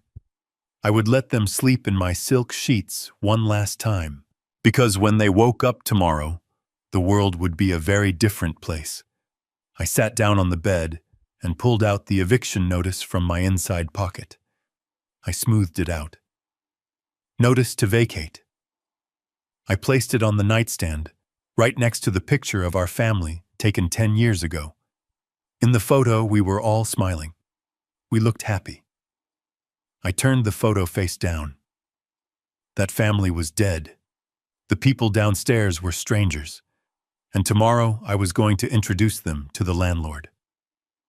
The morning sun filtered through the blinds of my secret office, casting long, sharp lines across the mahogany desk. I had not slept. I had spent the night staring at the ceiling, listening to the silence, waiting for the dawn that would bring the end of my family as I knew it. At 8 o'clock sharp, the heavy oak door opened, and Peterson walked in. He did not knock. He did not smile. He carried a thick black binder under his arm, holding it like a priest holds a Bible at a funeral. He placed the binder on the desk in front of me. The sound of it hitting the wood echoed in the large room. It was a heavy sound, the sound of judgment. "It is done," Peterson said, his voice devoid of emotion. "The forensic team worked through the night. We have everything." I looked at the black cover. I did not want to open it. As long as it was closed, there was still a tiny, foolish part of me that hoped it was all a mistake. That hoped my son was just incompetent, not a criminal. That hoped my wife was just spoiled, not a thief. But I knew better. I reached out and opened the cover. The first page was a summary. The numbers were printed in bold red ink. Total misappropriated funds, $4,200,000. I felt a physical blow to my chest. $4 million. In 6 months. I turned the page. There was a breakdown of the transactions. Ryan had been busy. He had set up a fake vendor called RC Logistics. Every week, Coleman Construction paid RC Logistics $50,000 for consulting fees. Consulting fees for a company that did not exist. He was not even trying to hide it, Peterson said, pointing to a line on the spreadsheet. He used his home address for the shell company. He thought you would never look. He thought he was smarter than the system. I traced the line with my finger. Ryan Coleman, my son. The boy who used to ask me for $5 to go to the movies was now stealing $50,000 a week from his own father. But it gets worse, Peterson said. Turn to Section 3. I flipped the pages. Section 3 was labeled Megan Coleman, my daughter-in-law. The woman who smiled at me at Thanksgiving and told me how much she admired my work ethic. The page was filled with credit card statements. Corporate Amex, Tiffany and Company $40,000, Cartier $65,000, Van Cleef and Arpels $120,000. She listed them as office supplies, Peterson said, his voice dripping with disgust. She bought a diamond necklace and marked it as printer toner in the ledger. She bought a Rolex and marked it as employee training. I felt a cold, hard rage settling in my stomach. It was not the money. I had plenty of money. It was the insult. They thought I was so stupid, so blind, that I would not know the difference between a diamond necklace and a box of toner. They were laughing at me with every swipe of the card. And here is the smoking gun, Peterson said, flipping to the back of the binder. It was a copy of a wire transfer request, dated for today. $12 million. This is the sale of the heavy equipment, Peterson explained. They are selling the cranes, the bulldozers, the excavators. They are stripping the company bare. The money is set to be wired to a bank in the Cayman Islands at 2 o'clock this afternoon. I looked at the time. It was 9 in the morning. They are cutting it close, I said. They are desperate, Peterson replied. They know the company is bleeding cash because of their theft. They need this sale to cover their tracks and fund their escape to Italy. If this wire goes through, the company is dead. 200 people lose their jobs. It will not go through, I said, closing the binder. No, Peterson said. It will not, because we are going to stop them. He reached into his briefcase and pulled out a smaller folder. Inside were 3 arrest warrants. I had to call in a favor with the district attorney, Peterson said. Based on the evidence in this binder, he signed these an hour ago. Grand larceny, wire fraud, conspiracy to commit embezzlement. I looked at the names on the warrants. Ryan Coleman, Brenda Coleman, Megan Coleman, my family, my wife, my son, my daughter-in-law. I picked up the warrants. The paper felt light, but the weight of it was crushing. I was about to send my entire family to prison. I was about to become a man with no one. Are you sure about this? Harry Peterson asked softly. Once we execute these, there is no going back. You can stop it now. You can just fire them. You can just kick them out. You do not have to lock them up. I stood up and walked to the window. I looked down at the city one last time. I thought about the dinner table. I thought about Agnes calling me a freeloader. I thought about Brenda telling me to beg for breakfast money. I thought about the nursing home brochure in Ryan's trash can. They did not show me mercy. Peterson, I said, my voice hard as steel. They were going to lock me away. They were going to erase me. If I let them go, they will just find another victim. They will do this to someone else. Ryan will teach his children to do this. I turned back to face him. No. The cycle ends here. I walked back to the desk and picked up the black binder. I held it tight. This was my weapon. This was my shield. "What is the plan?" Peterson asked. I checked my watch. It is 9:30. They are at the house packing for Italy. They think they are flying out tonight. They think the money hits their account this afternoon. I put the warrants in my inside pocket. "I am going home," I said. "I am going to ask them for breakfast money one last time. I want to give them one final chance to show a shred of humanity, one final chance to confess." "And if they do not?" Peterson asked. "Then we execute the warrants," I said. "Have the police on standby. Tell them to wait down the street. When I give the signal, I want them to breach the front door." "And the signal?" Peterson asked. "I will text you," I said. One word. "Justice." Peterson nodded. He looked at me with a strange expression. Sadness, maybe, or respect. "You are a strong man, Harry," he said. "Stronger than I could ever be." "I am not strong, Peterson," I said, heading for the door. "I am just a builder. And when a building is rotten to the core, you do not paint over it. You tear it down." I walked out of the office. The binder was heavy under my arm. The ride down in the elevator felt like a descent into the underworld. I walked out onto the street and hailed a cab. "To the suburbs," I told the driver, "and do not spare the horses." As the city faded behind me, I opened the binder again. I looked at the picture of the diamond necklace Megan had bought. It was beautiful. It would look very nice in the evidence locker. I looked at the transfer for the $12 million. Freedom, Ryan had written on the brochure. He was right. He was buying freedom. But not for him. He was buying freedom for me. Freedom from his lies. Freedom from his greed. Freedom from the burden of trying to save a son who did not want to be saved. The cab pulled up to the estate gates. They were open. I could see a moving truck in the driveway. They were not just taking clothes. They were taking furniture. They were taking paintings. They were looting the palace before they burned it down. I paid the driver and stepped out. The sun was shining. Birds were singing. It was a beautiful day for a funeral. I walked up the driveway. My heart was a drum in my chest. Boom, boom, boom. I reached the front door. It was wide open. I could hear music playing inside. Happy, upbeat music. They were celebrating. I clutched the binder tighter. I stepped across the threshold. The lion was home, and the hunt was over. I walked into the living room, and the air was thick with the scent of expensive perfume and the crisp smell of new leather luggage. The room looked like a departure lounge for the elite. Louis Vuitton suitcases were stacked by the door, ready for their first-class flight to Rome. My wife Brenda was holding a glass of champagne, her face flushed with the excitement of spending money she had not earned. Ryan was showing Megan pictures of the villa they had rented in Tuscany, a sprawling estate that cost more for a week than most honest men earned in a year.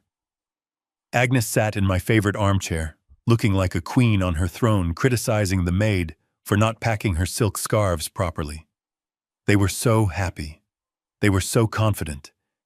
They looked at me as I entered, and their smiles did not fade, but they changed. They shifted from joy to mockery. I was the stain on their perfect picture. I was the old dog that needed to be put outside so the party could continue. I stopped in the middle of the room. I let my shoulders slump forward. I let my hands tremble slightly at my sides. I made my eyes look watery and confused. I had to sell this. I had to make them believe that I was completely broken. "Brenda," I said, my voice cracking just enough to sound pathetic. "I need to talk to you." Brenda sighed, rolling her eyes at Megan. She took a slow sip of her champagne before turning to me. "What is it now, Harry? Can you not see we are busy?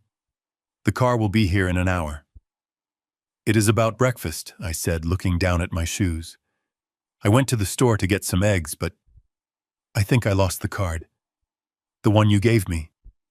I cannot find it anywhere. Ryan laughed. It was a sharp barking sound. You lost it. Dad.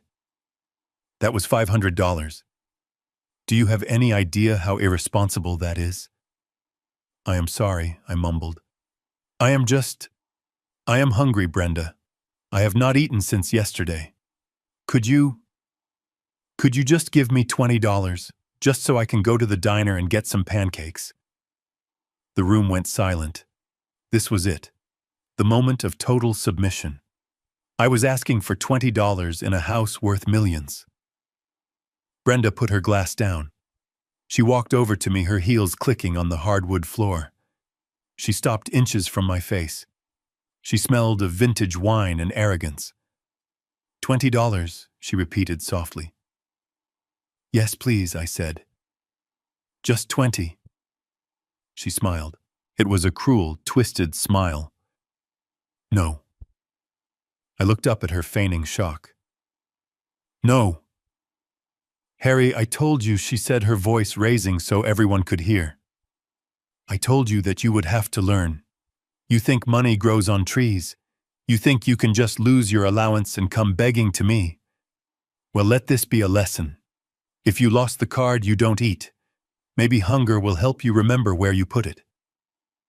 But Brenda, I pleaded, reaching out a shaking hand to touch her arm. She pulled away as if I were contagious.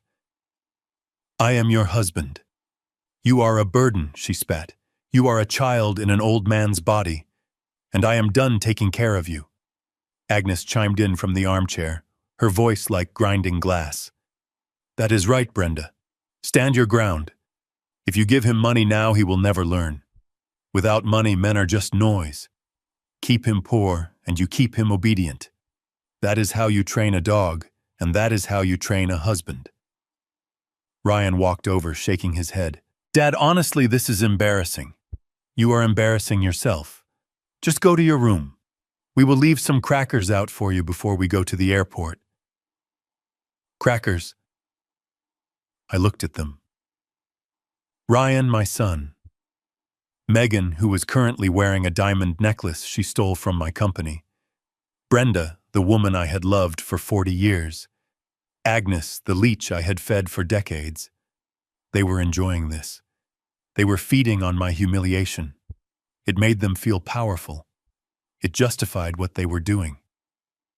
In their minds, I was weak, so I deserved to be crushed. I looked at the grandfather clock in the corner. Tick, tock. The big hand moved. It clicked into place at the top of the hour. 12 o'clock. 0 hour. I took a deep breath. I held it for a second, then released it. And then the sound of the future arrived. It started with Brenda's phone. A sharp, insistent ping. Then another. Then a rapid-fire series of vibrations on the table. Then Ryan's phone buzzed in his pocket. Then Megan's watch lit up. Brenda frowned, picking up her phone. Who is texting me this much? She muttered. She unlocked the screen. Her eyes went wide. Her mouth opened, but no sound came out. What is it? Ryan asked, pulling out his own phone. His face went pale. He looked at the screen, then he swiped, then he tapped furiously. My card, Ryan stammered. I just got an alert. My business card was declined for the villa deposit. They said the payment was reversed. That is impossible, Brenda snapped. I just checked the balance this morning. She tapped her screen again.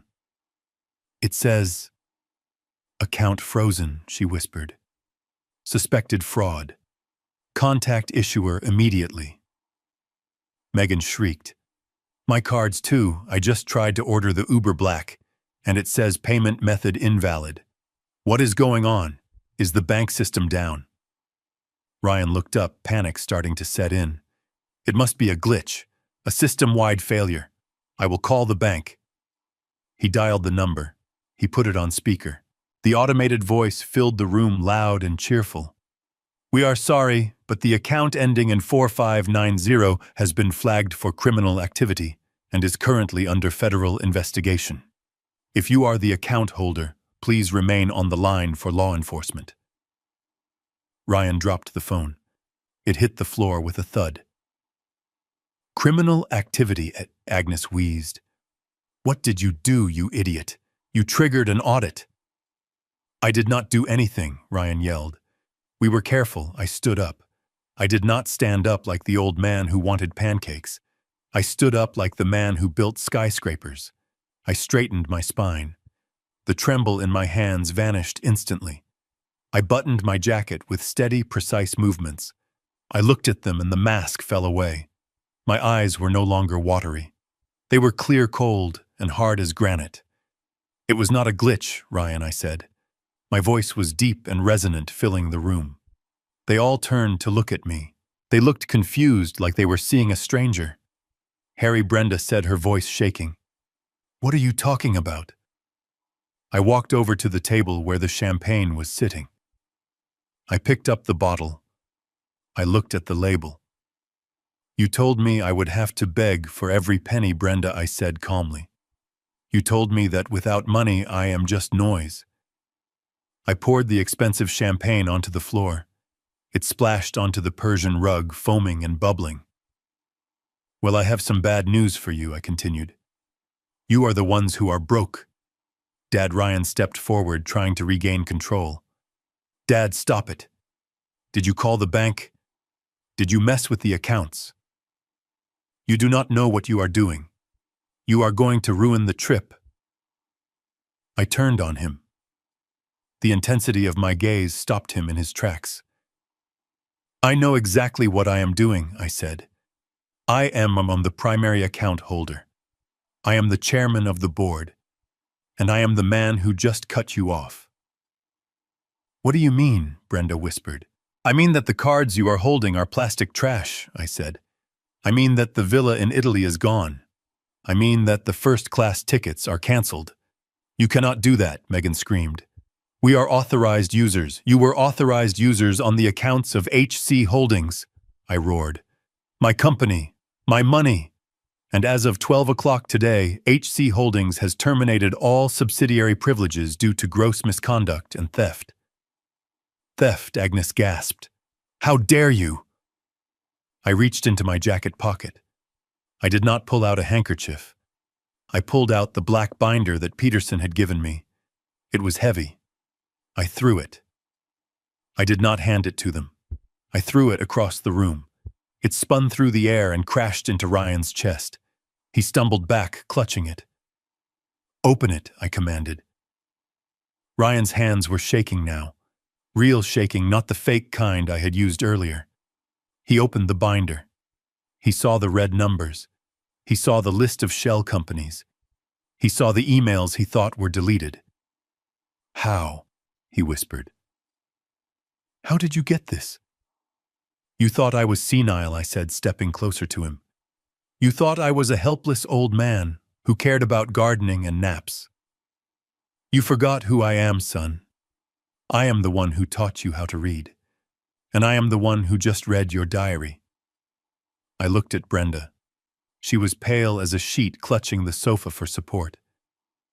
You wanted to put me in a home, Brenda, I said softly. A state-funded facility. You wanted to drug me and forget me while you spent my life's work. Harry. No, that was just a contingency, she stammered. Liar, I shouted. The sound echoed off the walls, and then another sound joined it.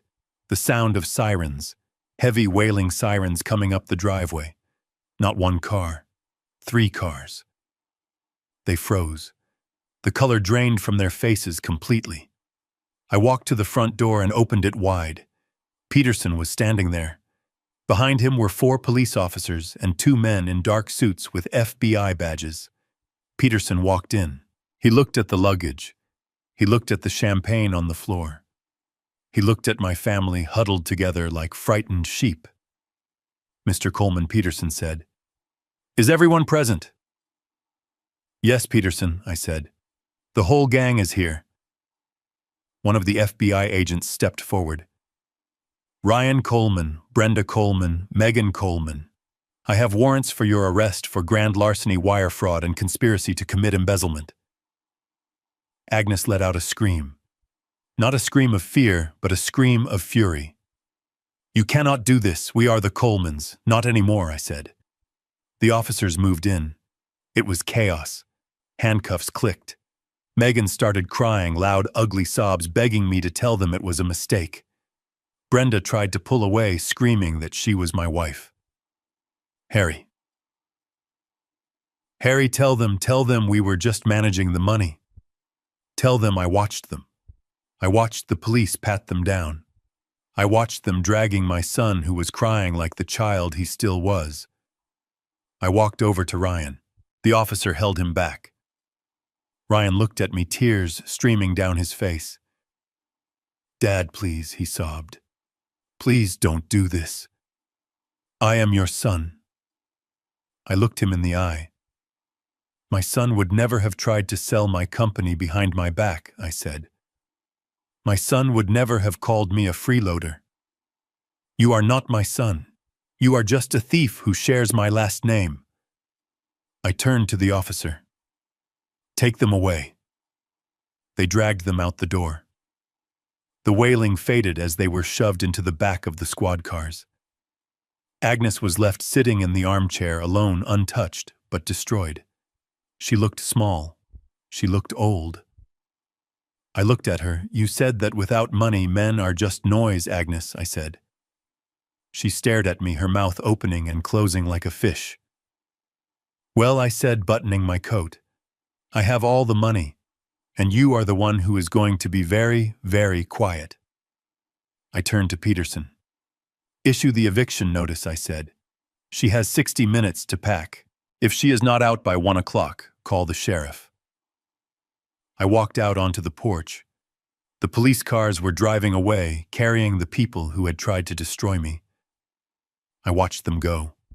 I took a deep breath of the fresh air. I reached into my pocket and felt for the debit card with the $500. I still had it. I turned to Peterson. "Peterson," I said. "Yes, Harry. I am starving. Let's go get some pancakes. My treat." Peterson smiled. "It would be my honor, Harry." We walked down the steps, leaving the empty house behind. The war was over, and for the first time in a long time, the lion was full. The metallic click of the handcuffs was the loudest sound I had ever heard in that house. It cut through the sobbing and the screaming like a knife. I watched as the officer pulled Ryan's arms behind his back. My son, who had spent his life in soft suits and comfortable chairs, flinched at the cold touch of the steel. He looked at me, his eyes wide with a terror I had never seen in him before. It was the terror of a man who realizes that the safety net he has jumped into his entire life is no longer there. "Dad, please." Ryan stammered, his face pressed against the Persian rug where I had poured the champagne. "You have to stop this. This is a mistake. I can fix it. I can put the money back. We can work this out." I looked down at him. There was no anger left in me, only a deep, hollow fatigue. "You cannot put the money back, Ryan," I said quietly. "You cannot put trust back once you have shredded it. You cannot put a father's love back once you have sold it for a villa in Tuscany." The officer pulled him up. Ryan stumbled, his expensive Italian loafers sliding on the wet floor. He looked small. He looked like a stranger. "You have the right to remain silent." The officer recited, his voice bored and professional.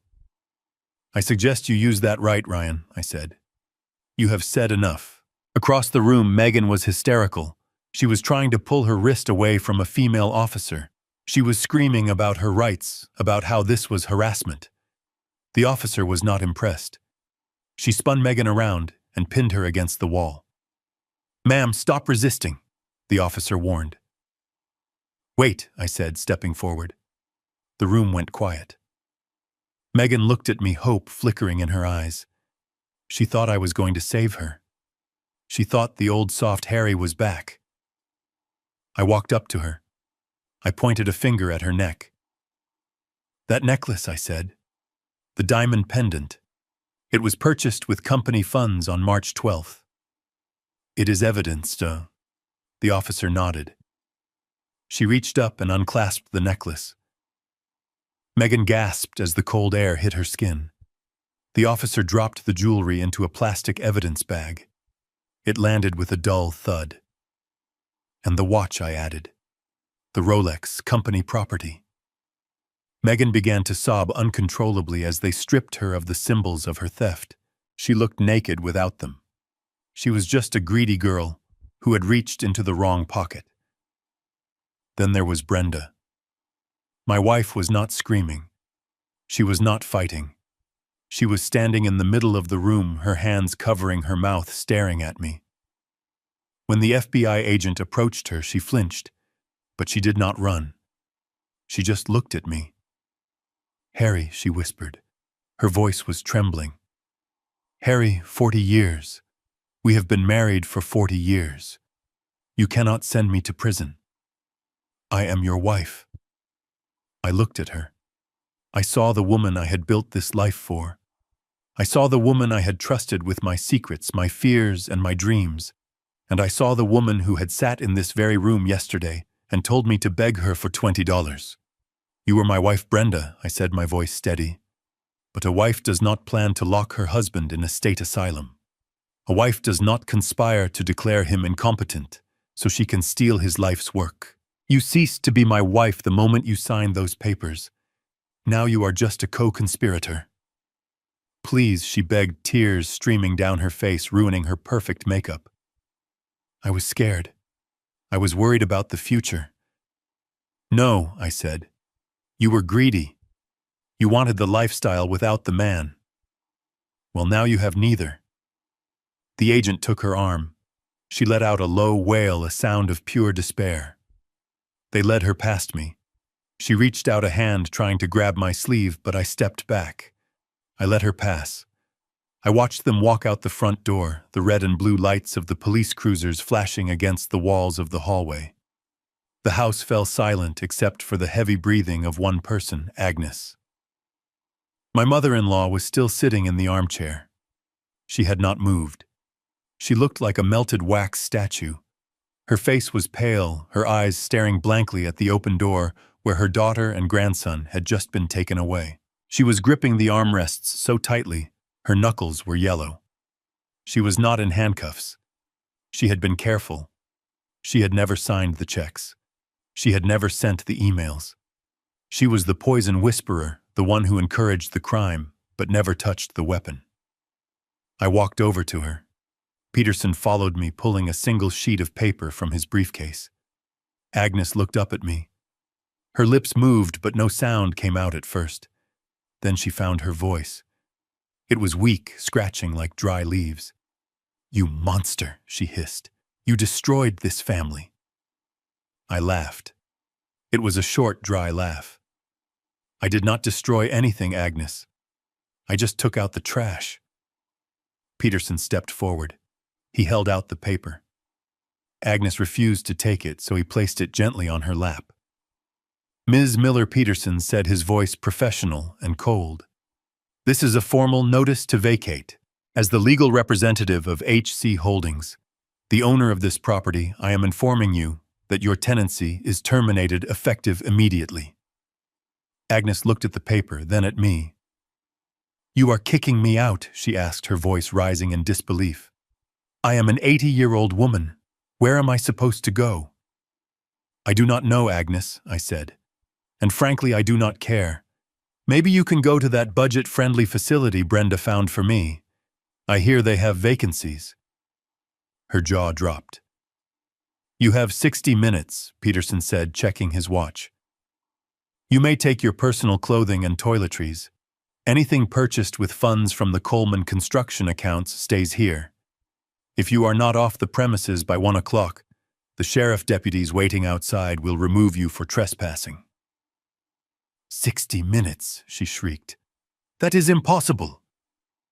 "You better start packing," I said. I turned my back on her. I walked to the window and watched the scene outside. The neighbors had come out of their houses. They were standing on their lawns watching as Ryan and Brenda were placed into the back of the police cars. The shame was public. The humiliation was absolute. I heard Agnes scrambling out of the chair behind me. I heard her cursing, muttering vile things about me as she dragged her suitcase toward the stairs. She was moving faster than I had ever seen her move. Fear is a powerful motivator. I stood there for the full hour. I listened to the sounds of my house being purged. I heard the frantic zipping of zippers. I heard the thud of suitcases being dragged down the stairs. At 12:55, Agnes appeared in the hallway. She was dragging 2 large bags. She was sweating. Her hair was a mess. She looked at me one last time.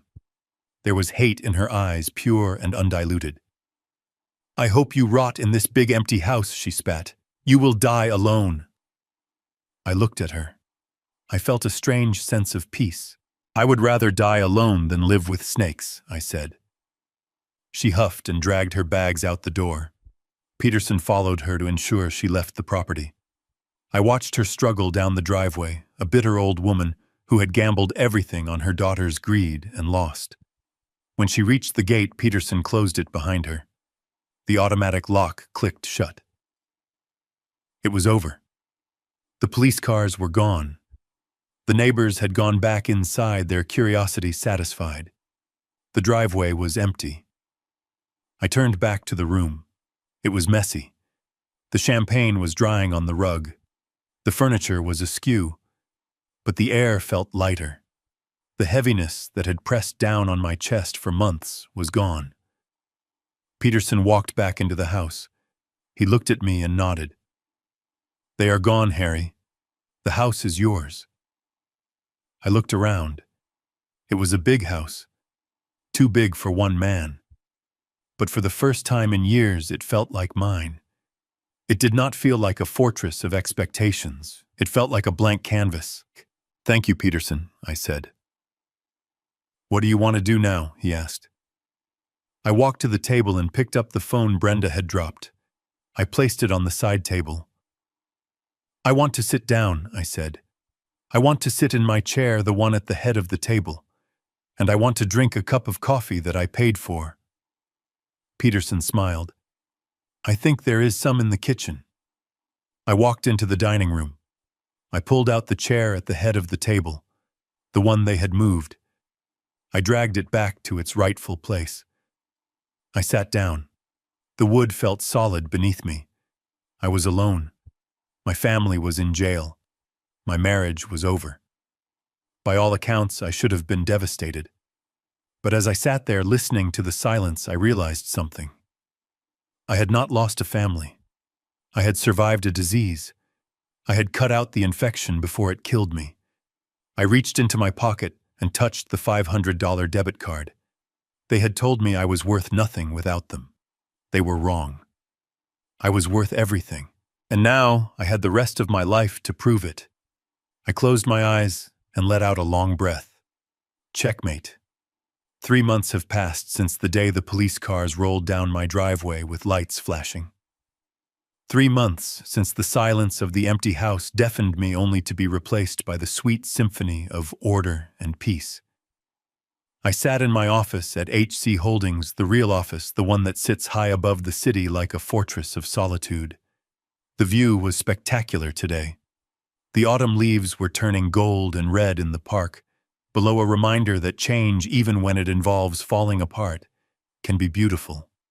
The door opened and Frank walked in. He did not knock timidly like the terrified employees Ryan had hired. He knocked with the confidence of a man who knows he belongs. Frank looked 10 years younger. The dark circles under his eyes were gone, replaced by the spark of a man doing what he loves. He was back as the CEO of Coleman Construction, and in just 90 days, he had undone almost all the damage. "Harry," he said, placing a report on my desk, "you are going to like this. We just secured the contract for the new hospital wing, and the bank has fully restored our credit rating. The bleeding has stopped." I smiled. It was a genuine smile, one that reached my eyes. "Thank you, Frank. I knew you could do it. I never should have let you go." I did not go far, Harry. He chuckled. Just far enough to appreciate coming back. He pointed to the mug in my hand. Is that from the fancy machine? No, I said, lifting the cup. I went down to the street. I bought it from the cart on the corner. $2. Cash. Frank nodded, understanding the symbolism. It is the best cup of coffee in the world, isn't it? It tastes like freedom, Frank, I said. It tastes like absolute control. Frank left to get back to work, leaving me alone with my thoughts. I swiveled my chair to look out the window. I thought about where my family was right now. Ryan and Megan were awaiting trial. Their lawyers were trying to cut a plea deal, but the evidence Peterson had gathered was ironclad. They were looking at 5 to 10 years. The villa in Tuscany would have to wait. The only Italian they would be learning was the brand of spaghetti served in the prison cafeteria. And then there was Brenda, my wife, my ex-wife as of the papers signed last week. I reached into my desk drawer and pulled out a manila envelope. It was a report from the private investigator I had kept on retainer. I wanted to make sure she wasn't plotting anything. I wanted to make sure she understood that the well had truly run dry. I opened the folder. There was a photo attached to the top report. It showed a woman in a pale blue uniform wearing an apron wiping down a table at a diner on the outskirts of the city. She looked tired. Her hair, once dyed and styled every week, was pulled back in a messy bun. Her nails, which used to be long and manicured, were short and unpolished. Brenda was working as a waitress. I read the report. She was living in a small studio apartment above a garage. She took the bus to work. She spent her days serving eggs and coffee to truck drivers and shift workers. I stared at the photo. I felt a strange emotion. It wasn't pity. Pity implies that the person is a victim of circumstance. Brenda was a victim of her own arrogance. She had everything. She had a husband who loved her. She had a home. She had security. And she threw it all away because she wanted to make me beg. She told me I would have to ask her for money to buy breakfast. She told me that without money, a man is just noise. I reached for my checkbook. Not the company checkbook. My personal one. The one linked to the account that only I could access. I pulled out my fountain pen. The same pen I had used to sign the eviction notice. I uncapped it and smoothed out the check. Pay to the order of Brenda Coleman. I wrote the date. And then in the box for the amount I wrote the number carefully. $500. I wrote it out in words on the line below. $500. It was the exact amount she had put on that prepaid debit card. The exact amount she said was enough for me to survive on for a week.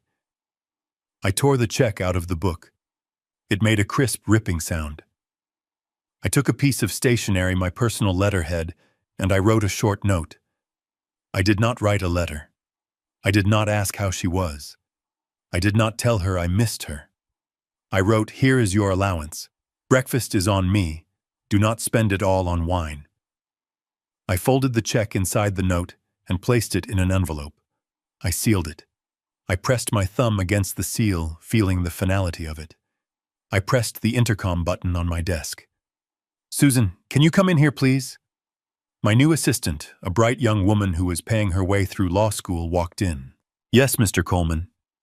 "Please have this mailed," I said, handing her the envelope. "Certified mail. I want to make sure she receives it personally." "Consider it done," she said, taking the envelope. "Is there anything else?" "No, Susan," I said. "That is all." She left the room. I sat back in my chair. I imagined Brenda receiving the envelope. I imagined her seeing the return address. I imagined her opening it, her hands trembling, hoping for a reconciliation, hoping for a way back in. And then I imagined her seeing the check. $500. And the note. It was petty, I knew it was petty. But it was also necessary. It was the final period at the end of a long, painful sentence. It was my way of telling her that the dynamic had permanently shifted. I was no longer the beggar. I was the benefactor. And she was finally learning the value of $1. I took another sip of my coffee. It was cold now, but it didn't matter. I felt warm inside. I looked around my office. It was quiet. For a long time, I was afraid of this silence. I thought silence meant loneliness. I thought that a full house, even a house full of vipers, was better than an empty one. I was wrong. Silence is not empty. It is full of answers. It is full of peace. I picked up the phone and called Frank. "Frank," I said. "Yes, Harry." "About that hospital wing project," I said. "Let's double the donation to the pediatric center." "Double it?" Frank asked. "That is a lot of money, Harry."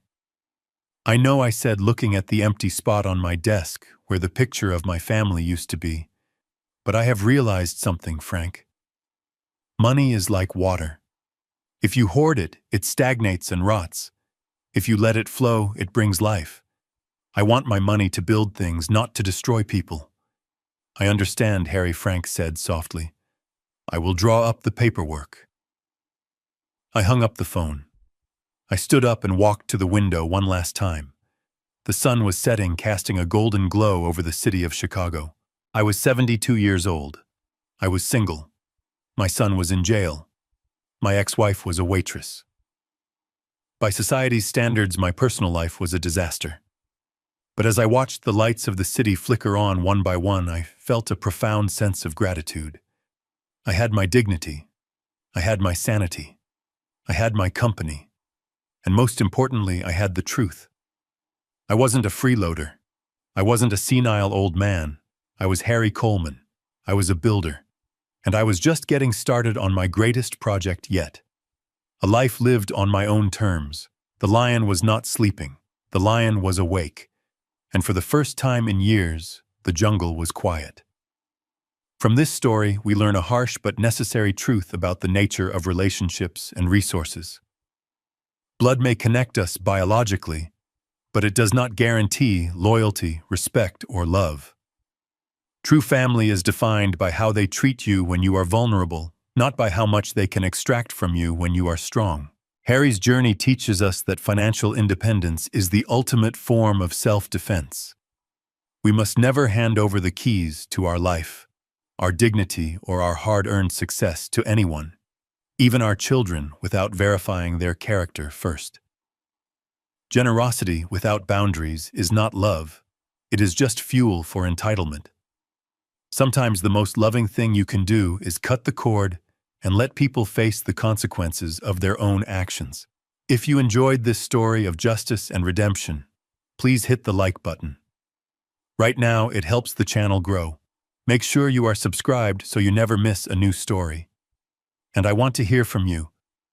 Have you ever had to cut off a toxic family member to save yourself? Tell me your story in the comments below, and don't forget to include which city and time you are watching from. See you in the next video.